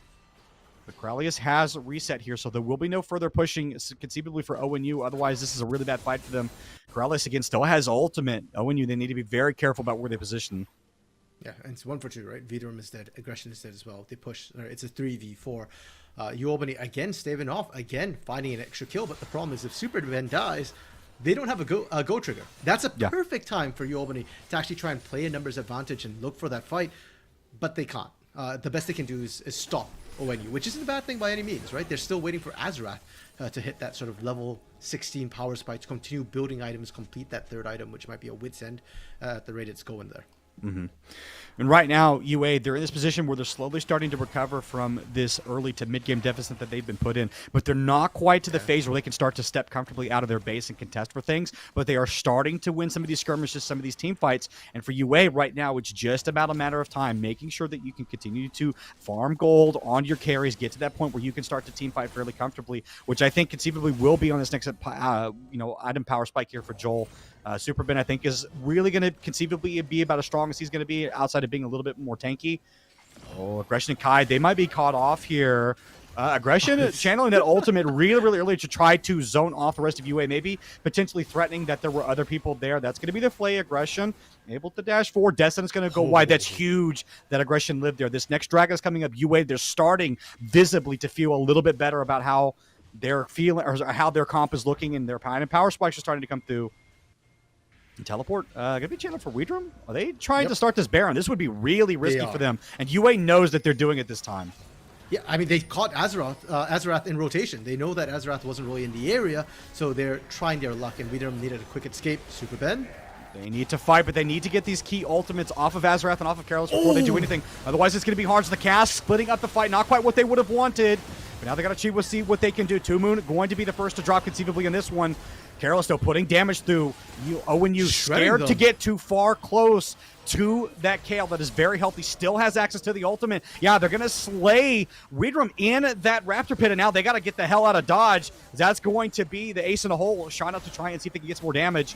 Careless, though, he's terrifying. He's level 17. He's almost max level, and he is starting to run away with these team fights. This is exactly what we highlighted. ONU, they needed to try and end the game before this point, and now Careless is absolutely terrifying to deal with. That was an open ground, Horizon. That's the massive thing, is that it's not UA playing under turrets, it's not playing defensively. They met ONU on equal ground and won that fight. Hextech Dragon, sorry, it's not Cloud. I thought it was Cloud. Okay, the icon in the corner told me. It's Hextech. Okay, so those dragons actually did matter, and the fact that ONU kind of did stack them is going to come back and bite them. Those slows are going to give Corellius and Azarath so much space. It's like basically having a static shiv, right, with the slow function added to it. And now, when you struggled at the Baron, but with the Kindred, with even the Caitlyn and Kale, Albany can actually take a very, very quick Baron. If they're just left alone with it for a bit of time, they can take it. And now when you are on the back foot, they're the ones who have to be a little bit scared and make sure they have constant vision and the ability to try and contest. Yeah. And RMCV, I think the thing for me right now, especially when you're looking at UA, is they actually have a number of options that they can look to explore because they know that ONU are not going to be able to contest them on the side lane. This Baron, I think, is potentially a little bit risky. Teleport available for Supervent and Careless. Nobody from UA is checking this right now. This Baron not going down super fast right now. 5k health. Nobody checking it. They don't know that it's happening. They got tricked. I think they're maybe starting to figure it out a little bit now, but it's too late. The Baron's gone. I was about to say UA, they had an option to potentially start the Baron themselves and turn, but ONU, they removed that from the board. They mind read them and say, hey, we're not going to allow you to get this neutral objective. We're going to grab it before you can and prevent you from being able to siege with it. Meanwhile, though, in the mid lane, UA, they're going to try and get what they can off the resets. They don't want to waste this time. They're going to grab that mid lane tier 2 and they're going to get out. Yeah. It's shocking to me that UA actually still have objective bounties to claim, but they are still down 10k gold. And that move into the mid lane, great from them. They know that ONU have to reset. Now, for ONU, getting the Baron is really, really good. The way they set it up as well, using Kai as bait in the mid lane, and Kato's Scryer's Bloom, I think, lulled you Albany into a false sense of safety that, oh, they're just clearing. They haven't actually started it yet, but they took it. And now ONU, they have to be able to put themselves in a massively winning position. They have to take inhibitors with this Baron. Not just one, not just the exposed mid one. They need to crack at least 2, ideally 3. Because if not, they're already starting to fall behind. And UA still have space to grow. They are not 6 items yet. Yeah. Whereas ONU, they've long since capped out. And sure, Tango Charlie will continue to scale, but it's so much slower. Oh, that was a nice bait out of the ultimate from Super. That's already pulled out the ultimate from the Kindred as well. Aggression not being able to live for very long, though, because Carolus is just unstoppable. He does so much damage, but most importantly, it's only 1 kill, but they got a lot of ultimates out of UA. What else can they do with it, though? Will this effectively stop their Baron siege? And Carolus, again, is a army. He can stop so much siege. ONU, they need to get some kind of inhibitor. They need to get some kind of threat onto UA. Because the point that I wanted to make for ONU is you've got to find a way to make a decision now that you don't want to have to make, and that that UA are going to force you to make. Someone has to force Carolus to split. You have to set up a 1-3-1 to try and pull apart the team fighting capability of this UA squad and look to siege, that way knowing that whoever you send to respond to Carolus to get him to come answer you, that person is going to die, but you were trading it for objective control, for neutral structures on the base, trying to get multiple inhibitors. But right now, UA are not allowing that to happen. They are stopping this Baron siege. They are sticking together, and they are preventing ONU from running them around the map. Yeah, and part of it, as our observer, Samantha so astutely pointed out, that the lanes are not synced. There's nobody pushing that top side either. So Corellius just has to hover between 2 lanes. And with that, especially when mid lane is one of the 2 lanes that you kind of have to just run back and forth between, it's so easy for you Albany to just call these entrances. Yeah, ONU, we said it's critical. Baron, they needed to find more than 1 inhibitor. They didn't even find a single one. There's only 25 seconds left. It's effectively over. Now ONU need to find critical picks onto Corellius, onto Azarath. Heck, I'm not sure you can even push if you just kill one of them. I have a feeling at this point you need to kill both to win that team fight. And right now it's starting to feel like the moments where we were laughing and enjoying, sort of the pressure that UA was being put over is really distant memory. And to be honest with you, we were always talking about the late game condition for UA, but at the time it seemed like ONU were just going to have it effectively, but they lollygagged around, and now they're in a really bad position where they have, because they got so cocky throughout that mid game, they have fallen behind in CS in that jungle. So Azarath is worth way more than the Nunu and the Will up there. Aggression, he's trying to find something here, but it just has no damage. Azarath is going to slay him. That's the ultimate from Super. Well, this kill me get, though. Tango trying to buy a little bit of space. Destin is going to go wide, but there's just nothing happening around the map. Wow. Kato way on the other side in that bot lane, not able to do anything. He's down there with with King Kai. And right now, I mean, UA, they've fully recovered. RMC, this game is in their control 100%. Yeah, and a lot of what we see... Kai's got to try and run. They don't win this 1v2. He's got the ultimate. They can look to knock him down. He goes into the golden stasis. That's going to be the ultimate expired. Kato, he must get this kill. He has to do something, but they just can't do it. 1v2. Oh, they has to get him, and he survives. That's huge. That is a lot of gold being put down, but now they got to get the hell out of Dodge. That's going to be the teleport. This may be the moment. They may have found their way to end the game. As Azrael, no way. Knocked back. He gets back into the ultimate, but not before he dies. And now this is Kai's moment to shine as the Kale is dead. The boss has been slain.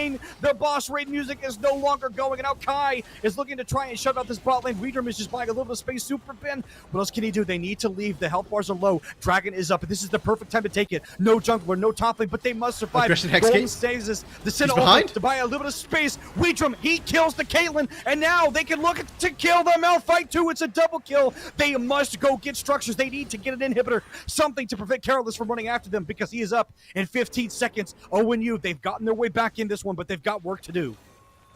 And they don't have the damage to do it necessarily. This is not an AD carry, Kai.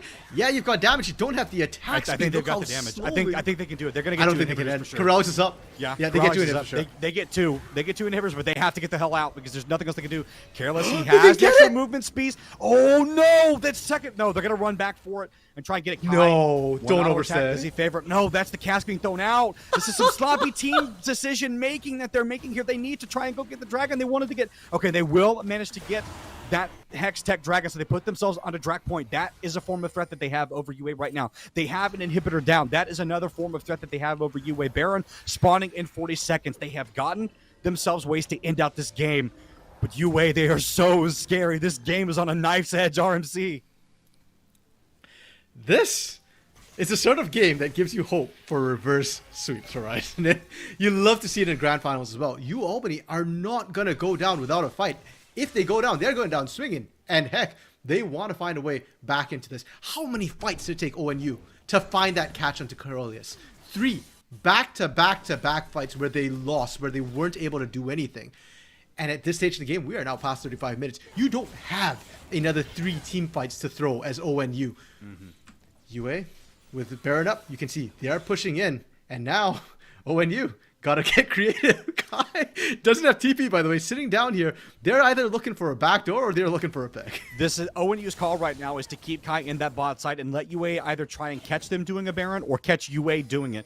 One way or the other, they're going to have to respond because Kai can't take those structures. He absolutely will shred through them very quickly. He has the super minions pushing in that bot side. And now this is ONU is doing what I love to see teams that are supposed to have leads do.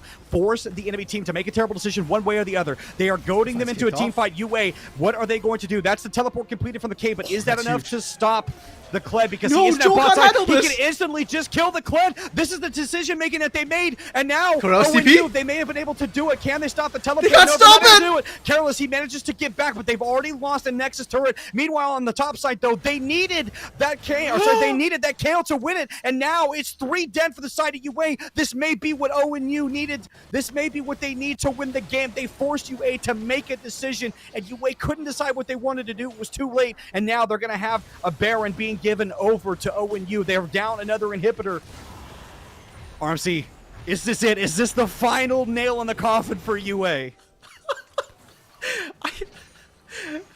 My head's telling me it should be, but my heart just won't agree. Because how many times should UA have been dead, and yet they refused to die? ONU, though, that we said they needed to be creative with how they're approaching this Baron. Yeah. And that certainly worked. The pressure that Kai put down in UA, unfortunately, Joel can never be the one to separate from the team. This Caitlyn is so vulnerable to all these bruisers. They're doing such a great job peeling before that. And we'd said that ONU, their win con is kill Corellius, kill Azarath, and, you know, then there's no more damage. But hey, if you do it the other way and kill everybody but those two, that's one way. Corellius and Azarath couldn't step up, but they had to surrender that Baron. They are now all up, though, and UA, they're going to defend this inhibitor. Even with Baron buff, can ONU actually push past? Yeah, this is the hard part for ONU because UA is a death ball. UA, they've got to try and win this fight. That's going to be the Senna already dropping. Meanwhile, though, you've got the Kled making his way down into this one. That's Careless's ulti already used, but he's putting the damage in. Azra manages to slay Kato, but it's a split fight. Careless sitting on 1 health. He's living for so long. Kai wants to try and get it in. He's mounted! That's Careless down! That's UA's one hope slain! And ONU, they finally get it after so long, 18 minutes of struggle. They kill that Kale, and they put the final nail in the coffin of this game. And they are the 2023 ECAC champions. And never let it be said, it was an easy finals for ONU. Yes, it was a 3-0 sweep, but my goodness, University of Albany did not give it over easy. And ONU, the varsity squad, 80% of them, they came in. They thought they were going to sweep and take it nice and easy. That last game, they made some mistakes, but they did at the end of the day manage to find it and kicking it off as well. Like that a lot of that, Kato and Kai, right? Kato just diving in on that Katarina, threatening everybody, and Kai late to the fight, but perfect timing. You can call it late. He wasn't there for the engage. But heroes, they're always a little bit late. and it always seems to work out. He made a dramatic entry. Cool guys don't look at explosions. He managed to get there at exactly the right time. And you talked about the sweeping. That game was so close. You started to believe that Albany could get back in. You started to see the level 18 Carol, and you're thinking, oh no, these items are coming in, and you've got to see, when you find a way to close it out. And it did look like, their hubris was going to come back and bite them. It looked like they had bitten off finally more than they could chew, but they didn't. They managed to make it work. They knew that they needed to end it somehow, force UA to make a terrible decision, force them to do something or another, and get the better of the trade if you can. And yes, they did have a 4-on-5 situation, but Kai came in there. He saved the day. He managed to get that critical kill on Carolus, on that KL, managing to put it down finally, and that was all they needed, and that was all she wrote. And now ONU, they are our 2023 champions. Yeah, Hartford 1 in Horizon. The game might be done, but we've got one last thing left to do, I believe. We've got an interview with one of Ohio Northern's members, specifically from the JV squad, the one representative who played right through, Tango Charlie. And I believe we've got a break while we set that up.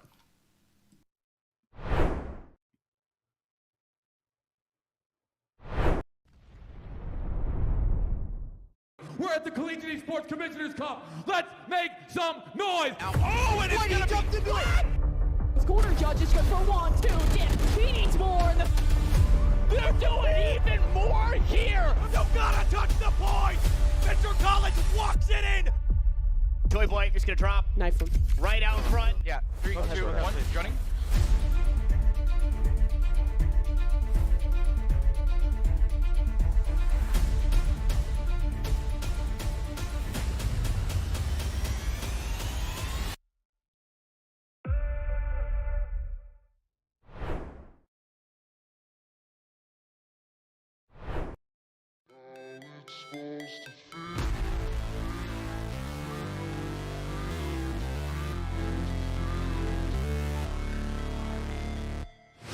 Never break, always fight, never quit, do it right, play the game, win it life, have no shame, there's no time, feel the pain, live the grind, I could change, in my mind, pick a lane, commit and climb, the only way to win it life, I never miss that fact, taking big.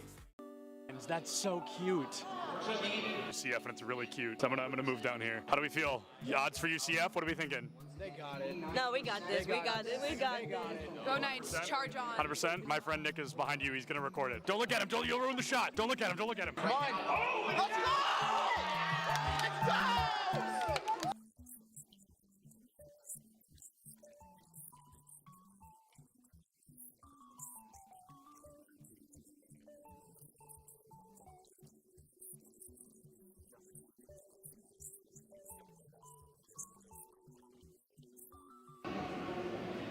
My smile's probably really creepy. I was just being weird. Oh, I love being in the shadows, though. Big shout out to the shadows. We could interview Dilly just because I think he's handsome. You weren't supposed to hear it. Here's the thing about the event. I'm the greatest that's ever lived. Literally true. I know him. I think everyone knows that. I think everyone's aware of that. Hey, do you have a VIP access badge on? I actually have an all access. Oh, an all access. I thought it said VIP access. And that's only available for the best. That's true. He's right. That's a main stage TO right there. If this goes live, I'm suing everybody.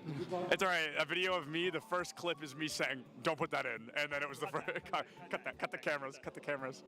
Oh, you're recording already? Great. So this is this is Bay State versus UCF. I believe something that we saw yesterday on day 1 of the tournament, but instead we're going to have that run back here. I think they're fighting for a spot in Grand Finals. Anarchy, one of the best Greninja players in the United States, currently struggling against a Terry. Terry notorious for that DLC privilege, being a very strong character with some very strong abilities. Greninja, not so much, considered one of the weaker characters in the game. A Falco player, one of the best in the United States, and he just got spiked by a Terry. Same Terry that took out Anarchy literally minutes ago. UCF still up by 2 stocks. This guy is looking to rip this team apart single-handedly. That is, nuts, to say the very least. Absolutely absurd. That was a disgusting spike. I cannot believe that happened. Will you hold the microphone so I can sign this? Sorry. For context, he's got a fan. He's actually signing something. He's so excited. Was it like like to not hear my voice for 2 minutes? For 30 seconds, maybe. What was it like? Probably bliss. I was signing a mouse pad, which is really cool. I've never done that before. Nobody's ever asked me for a signature, so I'm going to start blushing, but I'm really excited about that. And then he wants a picture. Can you take a picture of us? I said, is it bad? She went, no. I'm going to go ahead and take that as a yes. Turns out I can't tie a tie sitting down. What do you think is the appropriate face-to-screen ratio for a Valorant player? Face to screen, like how close I sit. Yeah, like how close should a player sit? Personally, I play really, really close. I think it depends on your eyesight, but for me, I like playing close because it helps me focus on my crosshair. Is the value of sitting close, the crosshair being the only thing in your line of sight? Yeah, that's pretty much the main benefit of it. It's so funny how close some of these guys sit. Oh my goodness. What do you think is the healthy face-to-screen distance for a Valorant player? I think it's all kind of personal preference. I guess I would consider myself like pretty close when I play because I like to like zone in on my crosshair. It is the second person to say that. It's all about the crosshair. And then what's up with the horizontal keyboard? I don't know, like it just kind of fits like the form when I'm close to monitor. Like I don't know, it might sound cringy, but I like to like be one with my gun, you know? No, bro, I feel it absolutely.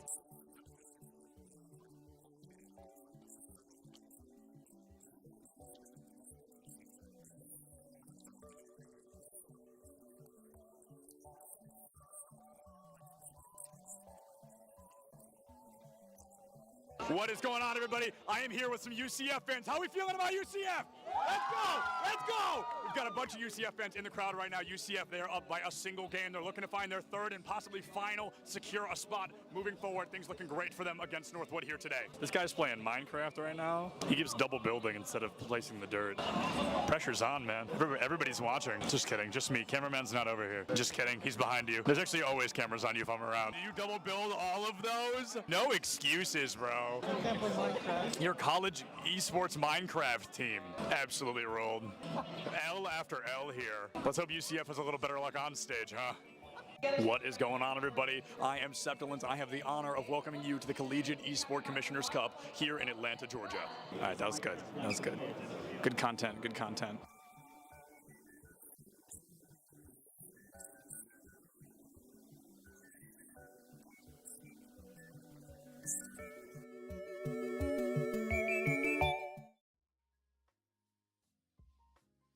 Hello everybody and welcome back to ECAC Plays of the Week, and it's not just any week this time, it is the playoffs. We've got 8 incredible clips and I'm super excited to jump into them. My name's Septilence. I hope you're ready to hop into the ride because it's going to be a great one. When I found out this was clip number 8 of the playoffs highlight reel, I was flabbergasted because this is an incredible moment from Swift on the side of RPI. It's not just 1 or 2 elims to win the round and put RPI in a better position. It's all 5 coming from a single player. Take a look. They hit him with the judge, operator in hand. Swift is trying to be able to find some value to it. The headhunter does a number on him. They're going to get a 4K. They're going to be able to get this plan down. Dakota's going to try and find him. Do they go into the tank? Yes, they do. Oh, they come out. That's the ace for Swift. They're able to make it happen all themselves, and they will get this one for free for RPI. Clip number 7 tells a pretty amazing story as well. Ball State already up 2 games in a best-of-7 series, and they find themselves tied 2-2, less than a minute left on the clock. Perhaps a little bit more pressure than they'd want there in game number 3, but it's Daffy from Ball State that takes all the pressure and immediately relieves it from the team. Find it back, pass to Daffy, bar down and in. Ball State will not be denied a game. Crossbar has been doing a heck of a job here for Hartford, keeping the ball out of the net, but it only lasts for so long as Daffy's able to get... Playoffs call for one thing: unconventional plays and crazy moments. And I knew this was going to be a crazy moment when the clip started with me looking at the casters. This stock comes through so fast from Northwood that we couldn't even get just the gameplay in the clip. It wouldn't be long enough. It is an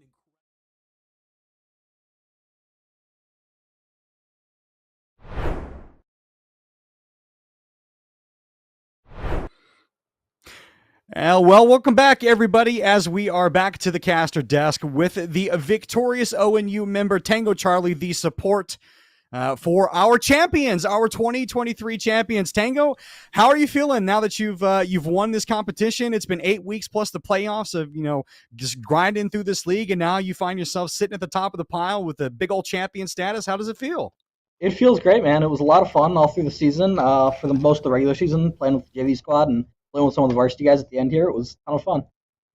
Yeah, and following up on that question, Tango Charlie, because as you mentioned, the JV squad, and you're the last remaining member playing here in the finals, getting to play the varsity boys. So, what was it like? What was the decision actually to figure out the roster for these grand finals?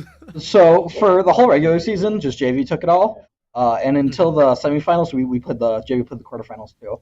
And in the semifinals, our coach walked into one of our practices and said, "Hey, I'm not sure you can beat these guys." Essentially, he said, "I want this trophy." Right? So he said, "Okay, you guys get game 1. If you lose, then I'm putting in varsity." Wait, but this game, you're the only one from JV. I mean, you didn't lose. So for this game, actually, just like half of the people couldn't show up. So the 5 people who played there were the only 5 people who could show up. They met with a mysterious bus accident, it sounds like. Something happened. So on the topic of you guys, transferring, between the JV and the varsity, obviously that comes with a number of challenges. Chief among them, I'm sure, is getting the consistency in your draft, and then obviously getting those consistent performances. What have been some of the big takeaways from you from this season now that you've, kind of started at the beginning and you're here as champions? What were some of the things you've learned? And what are some of the things that you're happy looking back that have happened? So I'd say one of the biggest things we kind of learned is to not try and force picks in terms of like counters and stuff. And it's much better for us generally to just play what we're comfortable with instead of trying to force in these meta counters that are just strong because of the patch. It's much better to play on stuff that we're comfortable with. Fair enough. And since we're on the topic of not meta picks, I think we know where this is going. I mean, a little bit. Yeah, the winning game. You guys definitely picked things that I wouldn't consider meta. So, you want to talk us through that? Was that an actual prepared draft or just something you guys kind of just winged there? We totally winged that. For game 3, we decided we wanted to take the Senna away from him. And our ADC player used to play a lot of Kled top. So he said, "Hey, I can play Kled with this."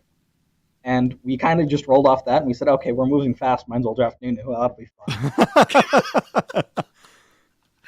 And then our mid laner decided that he wanted a first-time Katarina. So that was the draft. Yeah. Okay. Yeah, because I actually cast the ONU boys over in the MEC University squad, and I was like, I have not seen some of these picks ever. Like, I had heard about the Kled a little bit, but Katarina, I was like, wait, does Kato even play the Katarina?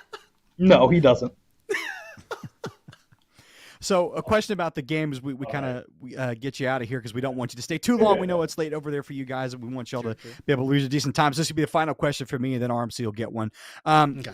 Walk us through that game at the end of it. So you guys had pretty dominant performance through the beginning and mid stages of it, but then the Kale starts to come online a little bit. You start to struggle with the itemization, and you're starting to have to, rather than relying on the strength of your team just being able to run at them, now you're having to do some tricky stuff where you're forcing them to make some bad decisions on what they want to defend and what they don't, where you're trying to get that Kale in terms of offsides and trying to draw it in. What was the team comms like towards the end of that game where you're trying to make that decision on how you want to end it out? So it was a little bit hectic. Like you said, the kill was starting to pop off in the late game. So we kind of decided that we couldn't just front to back it anymore. We had to get somebody on the flank. And so when they decided to all in me with the Thresh Flash and the Malphite ult, we said, hey, all their peel's gone. And we had Kled already on the flank there a bit. So we just had the Kled run straight in, and we just knew we had to get straight to the kill. We couldn't deal with the front line first. The kill just did too much damage. So that was kind of the comm. We just got to focus the kill no matter what. Makes sense, yeah. The unsung hero Tango Charlie over here, as bait, saying that I'll die for the team. Don't burn everything on me. We go in. Good guy, Tango Charlie. Well, if there's only one question left, then Tango Charlie, it's got to be, first of all, y'all won. You're champions now. As champion, as new champion, any shout-outs you want to do, any thank yous, anything you want to say to your friends, your family, your fans out there who are watching you and supporting you? I want to give a big thank you to the varsity guys for stepping up and being able to play with us at the end here. And then I want to shout out my JV ADC who wasn't able to be here for today, Reaper. It was just super fun playing with him and building up a dynamic with him over the season. All righty, ladies and gentlemen. Well, that is Tango Charlie with those final words to end us out in the final season. He and the rest of his squad on that ONU division there on from. Sorry, a little lost for words. Sorry, there's been a long series, at least for us watching you guys. But ONU squad, they're champions, and I'm sure that they're going to be happy to be sitting on that one at least until next semester. But speaking of next semester, that is going to do it for us here tonight. And with the conclusion of this series, that was our last broadcast of the semester, which means that our regularly scheduled scheduled broadcast will return in the next semester, so here in the next couple of months, so be on the eye out for that. But until then, on the behalf of everyone here at Esports U, we want to thank you so much for sticking with us throughout the entirety of this season. We want to thank you for your support of the teams and of the broadcast members, both behind the scenes and in front of the camera. Without them, we absolutely could not do this, and we thank them for everything that they give us day in and day out. We want to say that until next time, we are looking forward to seeing you in the next semester for all the other games that we have to come and to see, and we are looking forward to those performances as we move on to those next divisions and that next semester. So until then, just remember to take this with you, that rewards can light the darkest of places. Potions help you stay healthy. And friends always make things more fun. So until then, stay safe, be kind to one another, and we'll see you next time.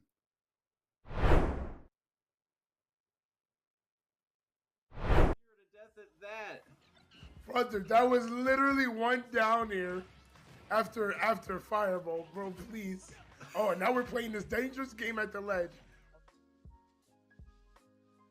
For clip number 5, we're jumping into one of my favorite games, and we get the chance to see one of my favorite ultimate combinations in the game right now. The Roadhog ultimate and the Kitsune Rush from Kiriko, so unbelievably strong, and it really helps Newberry kind of snap back in a moment where they were struggling to gain their footing once again. To deal with that Nano Blade, you really just have to get around the protection Suzu and the Sleep Dart.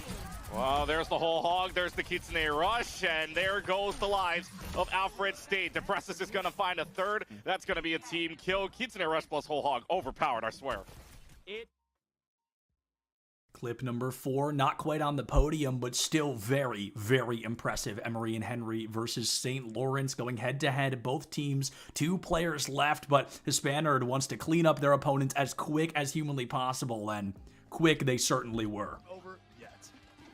Yeah, little in fact, PhD actually stands for pretty heavy dude, because Dr. Mario might as well be ahead with how he hits and how hard he can be to kill sometimes. The fact that he has Mario's hitboxes, his get off the tools, and his kill confirms at ledge. Like I said, throw confirms. At the beginning of this video, I talked about the individual presence a single player can have to make or break success for their team. Keller from Fisher College proves that point in its entirety by dropping a 4K against Ball State University and removing any iota of wind from their sails on Kings Row. They could potentially use to be able to make something happen here. Now Ravenstrider is going to use the Kitsune Keller! 2 kills inside of the oh my word, inside of the dragons, and now they're looking for a 4K. For our silver medal spot, our second clip here in the highlights of the playoffs is going to go to none other than Lackawanna. They have peppered themselves in these highlight reels week after week, and when they entered this upper bracket round 1, they immediately wanted to send the message they were there to win. That's a big reason why Barton shouldn't be feeling too hard done by if they lose this series. That's a beautiful play. And our number 1 gold medal clip of the ECAC playoff highlights is a beautiful moment from Hybrid, one that left my jaw on the floor. Let's see if the same goes for you. For the team, it means a lot, right? Hybrid lurking in front, annihilate Forgiving, yeah! Blows up that entire push. And as much as I hate to say it, folks, this is the final ECAC top plays of the week here for the fall split. It's a sad moment, and I'm really glad that I've had the opportunity to sit through this with you week after week and really highlight these individual players, because as great as the team play can be, it's awesome to see these moments where one person can make or break such an incredible moment for their team. I have been Septilence, you have been wonderful, and rocking through all of these weeks with me, getting to see all these wonderful moments, and I'm looking forward to seeing you in the spring. But until then, check your posture, drink some water, don't forget to love each other, and I'll see you on the other side.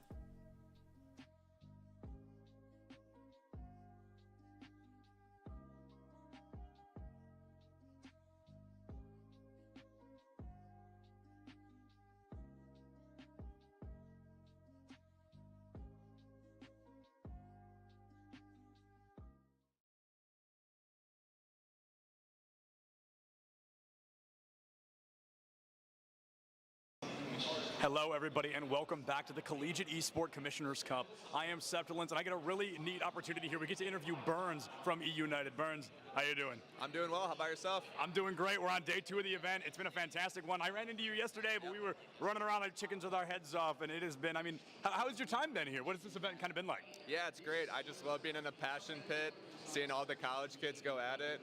Reminds me of like an old school MLG event almost, but being like in the epicenter of the passion pit, seeing Rocket League, Valorant, Overwatch, and Smash, just it's amazing to see all of these schools compete against each other and get a shot to play on this main stage. Yeah, no doubt about it. And tell us a little bit about kind of what is E United, right? Because we know that you're here, we know you're here to represent them, but for the people that don't know, what is E United? Yeah, E United was founded in 2016. We're a professional esports organization. We've been in League of Legends, Overwatch, all the way to Battle Right, I think it was called back in the day.